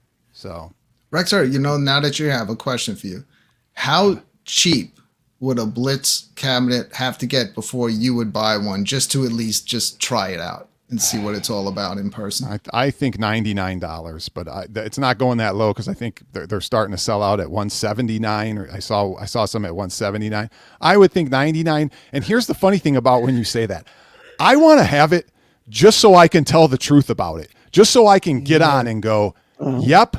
Now I've played it. I don't have to take other people's screenshots, and online play and look at it and study it and listen to people who I know are not telling the truth, who are not being honest. And then I can go, yeah, it sucks, and I mean, you can't just play 1 or 2 games online and go, oh yeah, it's good. And you'll hear these people say, oh, it runs good. It runs good, right? It was pretty good, right? I don't want good. I want great. If I go play Street Fighter 6, right, and I'm online playing, do I want runs good? No, it runs great. I go play Street Fighter 4, 5 online on PS5 on Xbox. How does it run? It runs great, right? Who says it runs good? It was pretty good, That's not what I want. So, but I know if I got Blitz, right, I'd go and and then I'd try and kick a field goal and I'd see it stutter and I'd be all pissed off and, and then I tell you guys, it still stutters a little, But the people who talk about, Blitz and the online play and all this stuff, you cannot believe a word they say. That's sad at this point. You want to believe them, but they have lost so much credibility that you have to take it for a grain of salt and go, okay, this guy said it works pretty good. I don't really know if I can believe him. I really don't. So we've lost a lot of those people in the community that we can truly believe about Arcade 1UP. And you guys know who I'm talking about, who you watch them, and you just can't believe them. You just have to go, I don't know if I'm getting the truth, or am I getting that, or am I getting shilled still, or how is this going, And that's what has become sad about this community, Yeah.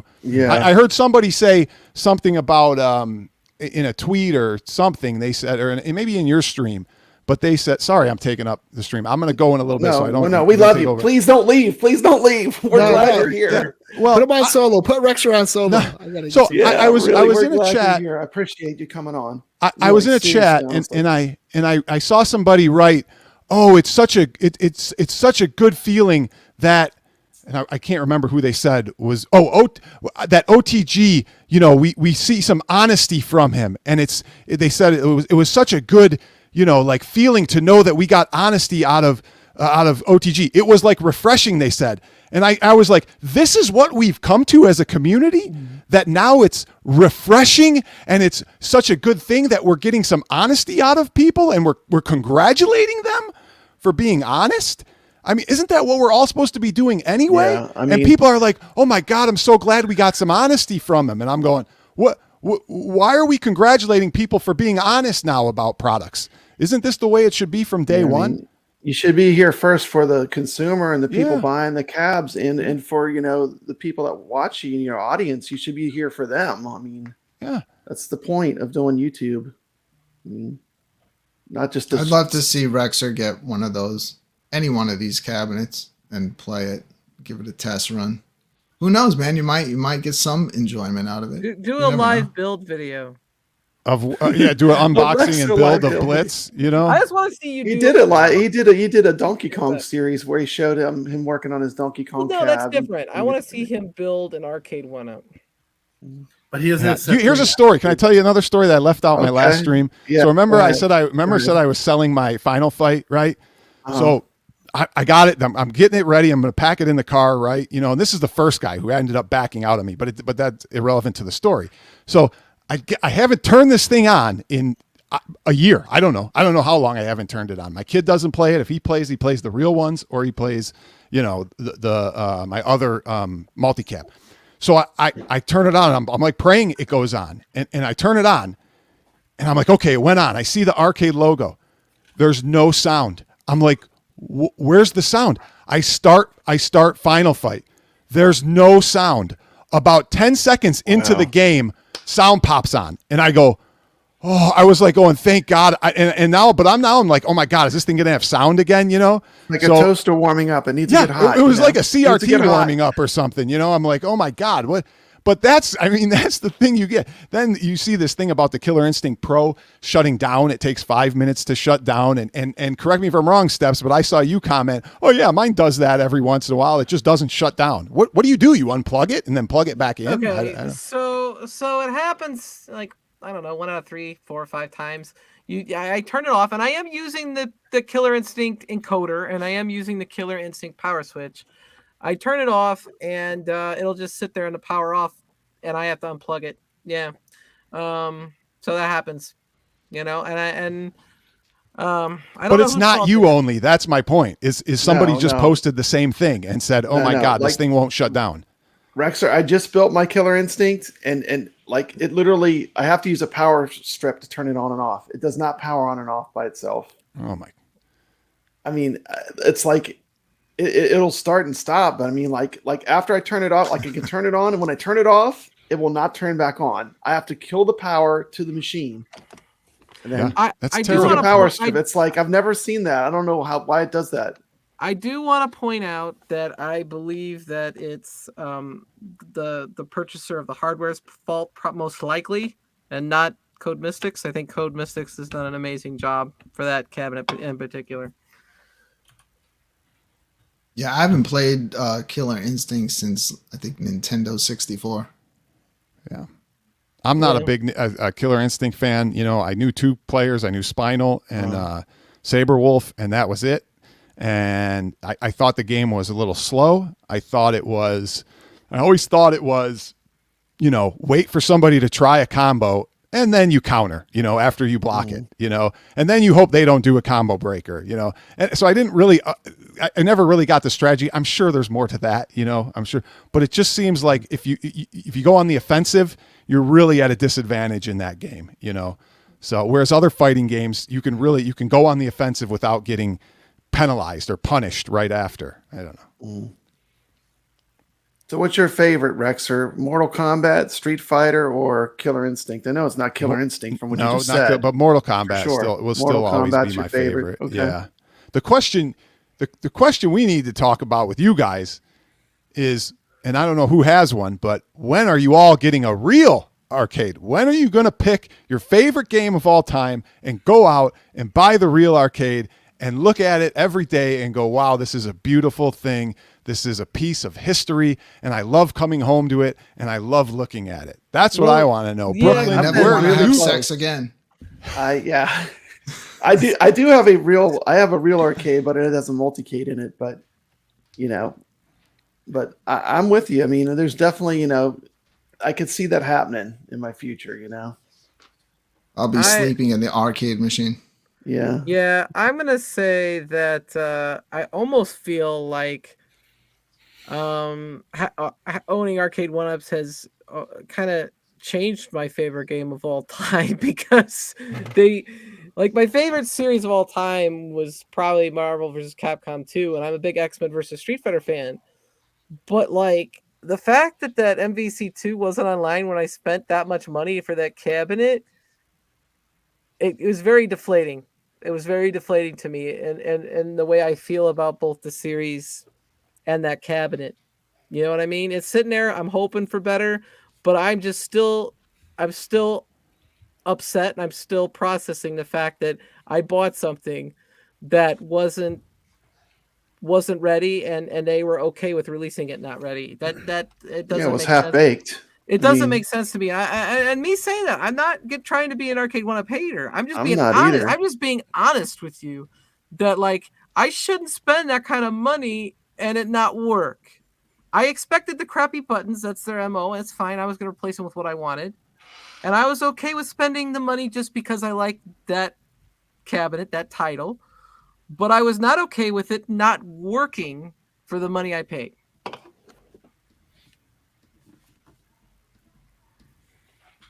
That's right. Steps Gaming. There's a time to pounce. 2022 and 23. We don't have to do the award show. There's a time to pounce. Congratulations. And so now for iiRcade is the time to pounce to release, a good fighting game. I mean, you get it in high gear. Like the ones I talked about or whatever, but whatever. And maybe a football game, it's their time to pounce to say, okay, you're not happy with that. Well, here, we got something with good controllers, well built. We have a good football game and we have a good fighting game. It's sort of like they're hurting right now. They're down, like the whole vibe with Arcade 1, but it's like... I know. Let me ask you a question. Do you think iiRcade would have been more successful if they said, all these titles we get, let's make a cab for each one of them, maybe 1 to 4 games, and we'll keep putting out cabs, right? Would you guys buy them all? Would you want that? We got Burger Time. Let's make a Burger Time shaped cab. We'll add 3 or 4 games. You'll never be able to buy any more unless you mod it or hack it, right? And then, we got Kung Fu Master. We'll make a Kung Fu Master cab. We'll make a Truxton cab. I mean that mentality would cost you thousands and thousands. Limited. I like freedom. Yeah, right. That's the beauty of it, though. That's what I'm saying. You buy it once and you have it, and you can give or take whether you pick the games you like, and that's the only ones you need to get. But that's the model of 1UP, though, right? To make a arcade, get some title that's pretty good, put it on the thing, make an arcade like it, and we'll just keep selling them. Even though people might have a modded arcade 1UP with all those games on it, or another arcade with, it's like they still buy them and they go, well, I just want to, maybe people could have built. They want the look. Maybe people could have built their arcade rooms with iiRcades, right? And they used the art for what they could get, whether it was Burger Time or Kung Fu Master or or Space Invaders, make a Space Invader. I don't know. There is somebody that bought all the arcade or the iiRcade designs, and they have it in their house. Like they buy every single one. Is his name Brad? No, I only got 3 of them. That's Michael B's friend. Polo, you've been awfully quiet. What would you like to say? You're just sitting there, and I feel like we're not including you. Oh, I was not. He's just here. How many arcade 1UPs do you have? I'm going to say 0. 0. Like for the time to pounce, I think it's a different company. I'm curious, how many of you guys are going to pounce on the $3.99 ALP for at games? I mean, I would get it now 6 months ago if I didn't buy that transforming TV stand for $400, which I should have in about a week, and then I'm going to put my big screen TV on there. And I just bought a Gamer Mini for $40 off of eBay, and I've got the transforming stand, so that's going to be my new pinball setup. But if I could have bought a machine for $400 6 months ago, I'd never have had to do that. But even for the cost of the parts, maybe it's worth it, right? I thought you don't have an at games pinball. I thought you had one. I did, but the main board died about 6 months ago, and I contacted them to what they would do, and they said they'd send me a new motherboard, but it cost me $120. Thanks for having me. All right, Cuddles. Night, Cuddles. Night, Cuddles. See you, Cuddles. Thank you for being on. If that board died on me 2 or 3 times, I would be spending hundreds of dollars, like Rickster is saying. But if I buy the stand, I buy it once, which I can use for multiple things, and then the mini's $40. Only $40 to replace it. The little stand is only $100. So you're at the point where you're kind of doing like a halfway do it yourself, right? Yeah, pretty much. I'm gonna have probably like Saucy and Todd to help me with the setup, but I've got all the parts. I'm just waiting for that TV stand. Well, don't you have the ALP still, Polo? You still have it? No, I ended up giving it to Jamie. I was pissed off. He got it for parts. He used the screens, and he didn't have a control panel, so he got that, and he just kept drank the rest of it. But I had to get rid of it too because I don't have the space in my room. Well, see, because I want a broken ALP so I can just put a PC in it and run FX3 on it. That's what I want. If you want a broken one, just buy one and have it for a year. Trust me, something will break on it. Actually, Rexer, Jamie's going to sell his ALP. I bet he would sell it to you at a good price. Yeah. There's nothing wrong with that. He just doesn't play it. Yeah, but he'd have to ship it. That's the only problem. But he's got a shipping company. Maybe he could do it. Oh, well, yeah. All right. tell them to contact me. I'm interested. Definitely. Because I already got the guts, because this thing right here, this is an upright pinball that has the guts. I already put a built-in PC in that, and it runs all my FX3. Build a cabinet around it. So now I just want to get rid of that and put all the guts in an ALP. But anyway, here's the thing. Be a better deal for you to get the new one for $399 anyway. I was thinking about it, but then I'm like, I don't know. Yeah, I mean, I should have. It comes with more memory, and the ports are on the back of it, so OTG is better, and it might come with some different or better games. I'm not sure about that part of it, but for $399, I mean, you can't buy the body of the show for it would be double that price. Just in parts, it's almost worth it. I mean, tell me if you guys all have to have this problem, and people with 41-ups have to have this problem, and they have to think about it every day. And I'll explain in a second, but I have this problem, and I don't even have that many machines. And the problem is you don't have time to play them all. Okay. So they sit there, right? And you say, oh, I'm going to play them, but you don't. So to me, I got to get rid of the things that I don't play. It's hard to do, but I'll give you an example. When Kev was here the other night, right? We were going to play Golden Tee. We were going to play Superman. We were going to play this. We were going to play that, right? You know what all we did was play Jurassic Park. All the time went by like that, pinball, and that was it. It was like, okay, you got to go, Pinball's man. such a high level.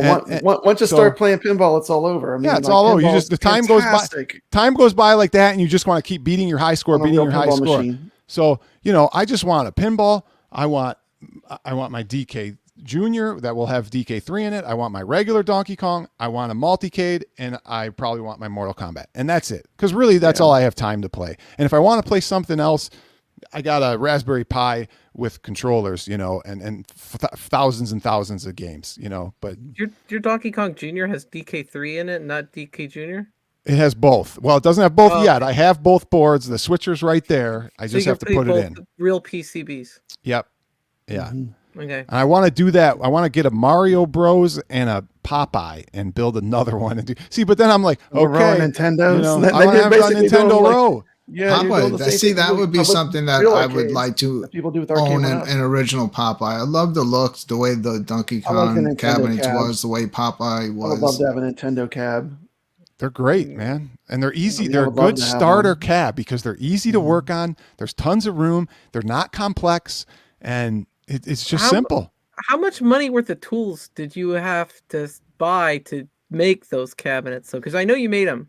Yeah, but I mean, if you are as old as I am, you collect tools over the years, right? You ask for them for Christmas, you ask for them for your birthday, they're not really that expensive. I mean, you need a router, some drills, a handsaw, a table saw, that's, pretty much it. I mean, jigsaw, these are things that most men have to begin with, or, at least can obtain.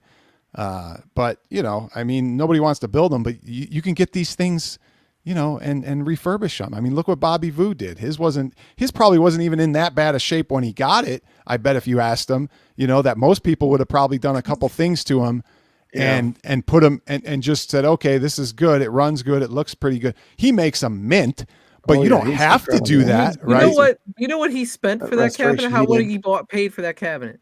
I don't know. What did he pay? He paid $600. Yeah. Do you know how much Killer Instinct was when it came out at full price? $700. $700. So it's perspective. Like I was looking up, I wanted to see compared to the Proline Ki, how much is a real Killer Instinct? And I found in Valparaiso, Indiana, which is a couple hours from me, a real Killer Instinct cab, and it had a PCB switcher, it had Ki1 and Ki2 PCBs in it, and it was $1,700. Yeah, so, with 2 PCBs though, and the guy was saying our best offer, so you probably could have lowballed them. Yeah. I mean, I watch. You guys don't probably watch Scarlet Sprites, but he just posted something on Twitter. He posted. He always likes to do this. He posts, "Who said real arcades cost thousands of dollars?" And he posts, offer ups and Facebook marketplaces of real arcades for $500, $600 that all say working, working. Miss Pac-Man. He just posted a Miss Pac-Man for like 500. There was another one for 600. And if if you follow people like that, didn't EM Seamer did one where he shows getting great deals. Stringer Films gets great deals all the time. Yeah, Stringer, good deals. I mean, wow. it's it takes some work to look and to be patient, but they're out there. They're out there. Like I said, I think everybody should own one of their favorite real cabinets. That's what I always say, Mm-hmm. Yeah. Why did you build or design and build that Donkey Kong cab instead of just buy a Donkey Kong and refurbish it? I guess a couple reasons. One, I wanted to see if I could do it, right? Two, I wanted something in mint condition. So if you came here and you looked, there's not a scratch on this thing. Everything is in 100% mint working condition. You turn it on, it works. The buttons are new. And I just wanted something new that looked good, so, and this is a thing where I said on the last stream, listen, I won't sacrifice gameplay for looks, but at the same time, you can have looks and gameplay, right? It doesn't, you don't have to have one or the other, right? That's the route I took when I made my multi-K that I spent 2 years building. I got a cab. It was actually a Miss Pac-Man Galaga cab, but it was all brand new wood, and it was completely exact replica of the arcade, just all brand new. Mm-hmm. So I knew from the start that I had a real good shell to build my multi-K in, and I took my time. It took like 2 years to build my vertical multi-K, which I really don't show much, but I play that all the time too. Yeah. It's got a computer in it. It's got a real coin door. You can put coins in it. Yeah. It's basically real similar to a real arcade. Yeah. But I would love to have like either a Donkey Kong or a Robotron. I want like a classic game that has a lot of replay value. Yeah. Here's the thing, play over and over and over and not get sick of. Anybody would love to have like a Donkey Kong. I mean, everybody could relate to Donkey Kong.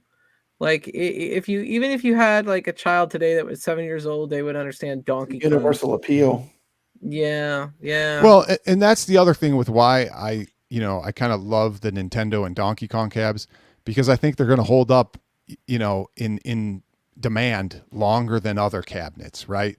I mean, in 1942, or 20, 30 years from now, are people really going to remember, a 19? So you got to stick, if to me, stick with the Miss Pac-Mans, the Pac-Mans, right? The Galagas, all those ones that are 100% classics that that the gameplay holds up, number one, and number two, the value and the demand will hold up 20, 30 years from now. Because I built these so my kids could have them, right?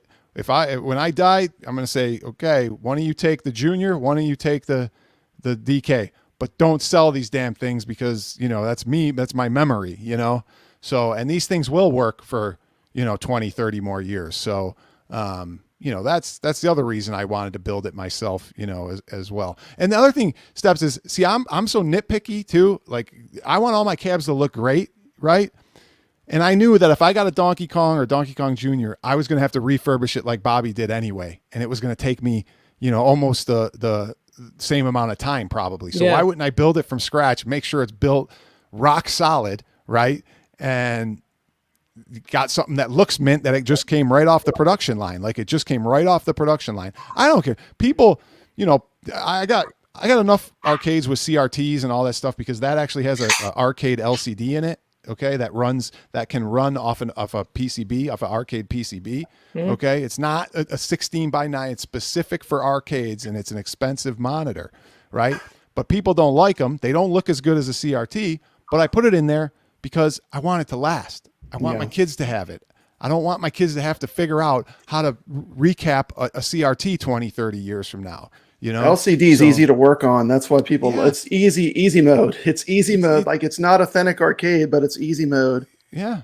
And and I really totally get why people do it. Yeah. And there's no lag. There's no input lag, right? Mm-hmm. There's nothing. It's just as normal as a CRT, but it just doesn't look as good. And I'll be honest there. It's not as sharp. It doesn't, but the thing in a Donkey Kong cab is that the CRT or the monitor is so recessed, right? It's back way in there back. that once you put the bezel and it's so dark in there, into it. You're looking into it It looks awesome. You know, you got the same size screen. It to me, a LCD in a Nintendo cab is like one of the more perfect options, because it's kind of deceiving that even an LCD is in there because it's so recessed. You know, if you have one right up here, Brad, you know, you're going to go, oh, that's an LCD. You know, it's because it's so close. It's got to be easier for you to also mount it in there and cut the weight down by so much. It cuts the weight by 40 pounds, you know? I mean, these things weigh like 2 pounds, you know?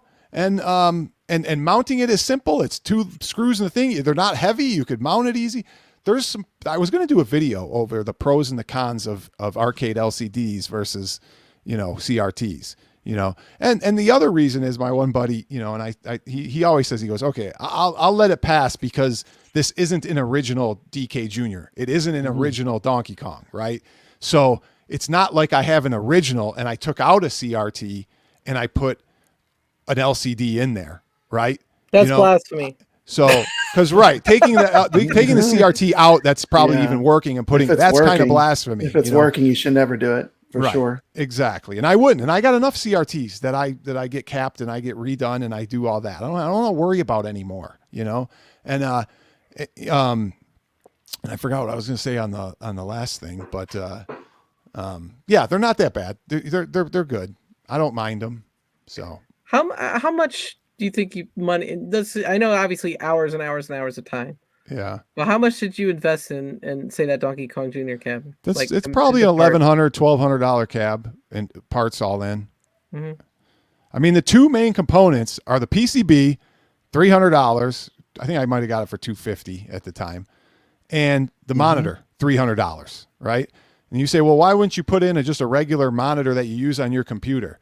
Well, number one, they can't handle the standard resolution. It's not the right thing. It's not the right thing. It's not going to look right. It's not going to play right. Exactly. It's not going to look right. There will be some millisecond delays. They might have input delay. Not input, but you might have timing delay, response time delay. And then you'd need a converter if you were going to use a regular like monitor or LCD, and you're not going to get a 4x3 or, you know, the right type. So they make these specifically that they can handle the resolution that a PCB outputs, you know, and they're great. I mean, they're really good, you know. Yeah. I just wish they were a little bit clearer, because you're not getting 1080p on this, right? So, you know, you could, if I put a Raspberry Pi in there or something and then ran it to that monitor, it would produce a higher resolution. But from an arcade board, it gives you, a good look. Was the sticks and buttons hard for you to find? Because when I played them at Galloping Ghost, they're very different from other cabinets. Nintendo's got their own thing there. You don't want. They got their own thing, and I got replacements from Mike's Arcade. Okay, now I have originals on my cocktail cabs, right? That were original from the original cocktail cabs. They're the same joysticks in the cocktails that are used on these. Okay, and I can tell you that Mike's, you wouldn't know the difference if you took a Mike's Arcade replica and put it into this. Now, this one has I want to say an Arcade Shop replica. They make a Nintendo replica as well. Arcade Shop. It is not even close to as good as Mike's. It has a different feel, but I got used to it on this because Junior has a little different kind of feel when you play Donkey Kong Jr. versus Donkey Kong, but my Donkey Kong downstairs has a Mike's Arcade, and it is awesome. And Kev played it, and he's like, Papa, man, this is like loose. I'm like, that's how they are. They feel like they're loose, but they're like not. That, you know, I'm like, they pop back. You know, you tap them and they pop back. They feel a little wobbly and loose, but that's a Nintendo joystick. You know. Yeah, I noticed that on all the ones that Galloping Ghost. I'm like, these are loose. They need replaced. This was my first thought, but I'd say most of them are perfectly fine. That's just the way they are. You know. So they used a light spring, right? You can always replace the spring and make them a little tighter. But most of them weren't, they didn't need it, or that's not the way they were. So Rexer, have you hit the million? I have not. 968,000. So close, huh? So I played this game, you know, and I was on level 15, right, of Donkey Kong. Hadn't died yet. Level 15, right? So that means I got 4 guys on level 15 still. There's only 21 levels, right? I got to finish 21 levels. I thought for sure I was going to do it. But here's what happened. I started losing points on boards, meaning I wasn't getting a lot of points. And you know how I have that pace chart. For people that follow me on Twitch, I have a pace chart that tells me how many you need to be at, where I need to be at to get the million, right? Mm-hmm. And I started falling below that. So I started panicking, right? I was panicking and I was getting nervous because I'm like, I'm not beating this game without getting a million, right? I'm like, it's a million or bust. You know, I'm not going to get to the kill screen and not have a million. So I start dying. I get a couple bad boards. I die. Then I get on my last guy and I'm still below the pace. And I tried point pressing. I made a bad jump and I died on level 21 at 968,000. So, and I was still a little bit short of pace. So next time, but anyhow, gentlemen, I've taken up enough of your time. Barrel. It does takes one wild barrel. Yeah. Well, when you get to, if you ever get to the end to level 5 or more, the wild barrels become 10 times more predictable than on levels 1 through 4. Okay. So you can avoid some wilds on levels 5 and up because they're predictable at that point. But anyway, Brooklyn, hey Rexer, Papa, thank you. Hey, I just want to say, you mentioned this respect. on your show the other day, and I also wanted to agree with Rexer. Support Glenn and pick up a Build-A-Cade. I ordered it like literally an hour after he went live. Yeah, I've had it here for a while, but I just don't have a Pi yet.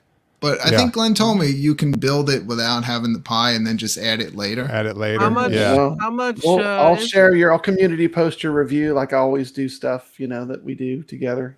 We'll try to get it out there.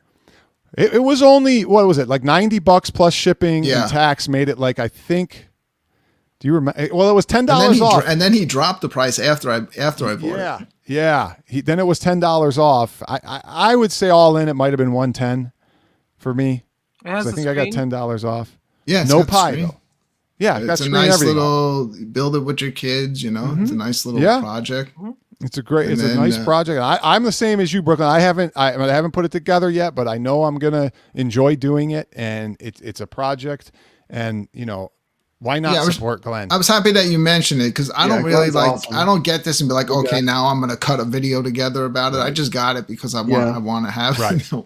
For myself, but I'm glad that you brought it up, and a lot of people should pick it up. Yeah. But all right, gentlemen, have a Merry Christmas, Happy Holidays. We'll see you at the New Year online. Maybe who knows what I'll have in store. It'll be hopefully something good. One of these days, I'm just gonna go online and I'm gonna do a chill and chat, guys, because I'm kind of exhausted from coming up with all these ideas. Somebody, all right, one story before we go. One story before we go. Well, I do. I come up with something. I mean, I burned money. I burned money on my last stream. I literally set it on fire. Money, so the He tricked Kev on that too. Kev thought that was real money. He did. All right, I gotta go. The kid needs me. And all right, I'll tell that other story another time. We'll see you. Hey, Chase. Thanks for coming on. Hello, Chase. No problem. Thanks. I'm getting really tired. If you guys keep going, I need to get going. I think I'm delirious, but Brad, I was going to ask you, Rexer. I've been delirious since 9 p.m. I was wondering, since Michael said that they're going to focus in the spring on games, they're a software company, and the 4-player games are coming, the guns will be coming once the Bluetooth is figured out. If that'll be enough to entice Rexer to buy an iiRcade. Well, I thought it'd be funny if he bought it and then started trolling us. This thing's a piece of junk. Well, you could give him the same. You can give him the same story he just gave us about Glenn's Retro Show. It's supporting, a smaller company. It's supporting the community, and all that, and get him to get one, right? Well, he's different. He's different than us. I feel like he has what he needs, and he has other things that are more important to him than having like another multi-cade type. One thing's for sure, he'd always be welcomed in the iiRcade community, though, and he is a legitimate gamer. I mean, you want to see someone who can play some games. Rexer can play some games, classic arcade games, and I have a lot of respect for that because I know how difficult it is to be good at those games. He put this video out the other day showing this pattern that you just do on Pac-Man. You just keep doing it over and over again. To the end of How the the hell does game. he even remember that pattern? That's awesome. That's what retro gaming, you know. He's a good retro gamer. Yeah. But yeah, let's wrap it up. Thanks a lot. I'm gonna run the outro. Hollywood, you have anything you want to say? I feel like we haven't let you talk much, but I'm so glad you're here. I'd like to say that you're always in the chat. You're always so welcoming. You're always so nice to everyone. And I'm always glad, like when I see you pop in, I'm like, it's like a friend, because like you're always positive, you're always good, you always add to whatever, and whenever you come in a stream, you always add to it. So thank you for that. What's crazy is in 2023, me and Hollywood Polo are starting an all drama channel. All drama channel. Hollywood Polo, really? Yeah, he's gonna do all the attacking Right. while I act completely innocent. Like I act like I have nothing to do with it, so he gets all the blame. Okay, who's buying him the awesome. sunglasses? Who's buying him the sunglasses, man? I've got a great pair of glasses I can put them on next time. Got some blue blockers. There we go. You heard it. You heard it here first from the iiRcadians coming up next year. Yes. Hollywood Polo's drama channel. Brad, join us sometime. Like we have our Tuesday show, High Noon with Hollywood Polo, Tuesdays at 2 p.m. Central. I mean, you guys can come on to be in the chat room, and we'd love to have you as guests, or if you want to just play online at that time, if you're free, just pop in. Okay, it's on Tuesdays. It's on Tuesdays YouTube. On Twitch, 2 p.m. Central. Okay, I don't have Twitch. I'm an old guy. Like I don't have Twitter. I don't have Twitch. I need to get into this. Oh, it's free, Brad. Just install it on your computer, even your phone, and you can do it that way. Okay, cool. Twitch? How old I don't are have you? Twitch. What is Twitch? I didn't even know what Twitter was. It's like another YouTube, but like all gaming streams and stuff. Pretty much, yeah. It's more gaming focused. Facebook and YouTube's all I've hit. Snapchat? Do you have Snapchat? No, I've heard of it. I'm not on myself though. All right, time for bed. All right, we'll end it with that. Bad. What's the matter with you people? Thank you. I'm up with the breakfast. 2-3 hours, wherever you want to play. I'm down if I got it. Let's go. You pop that iiRcade on. You want to play some golf?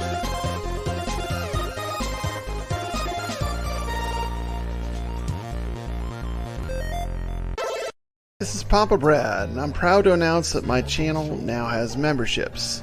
If you would like to support the iiRcadians show or Papa Brad's gaming on the crazy arcade adventures he goes on, you can do so. I have 3 different levels: the iiRcadians Illuminati, the iiRcadians Inner Circle, and the iiRcadians High Council. You'll get exclusive content that you'll only be able to view in each category. So if you enjoy what my channel does, and you want to give us a little support, help pay for the StreamYards and the expenses of doing the show, this is a completely optional thing, and I'm just putting it out there. So thank you. This is Papa Brad's Gaming, reminding you to stay legit.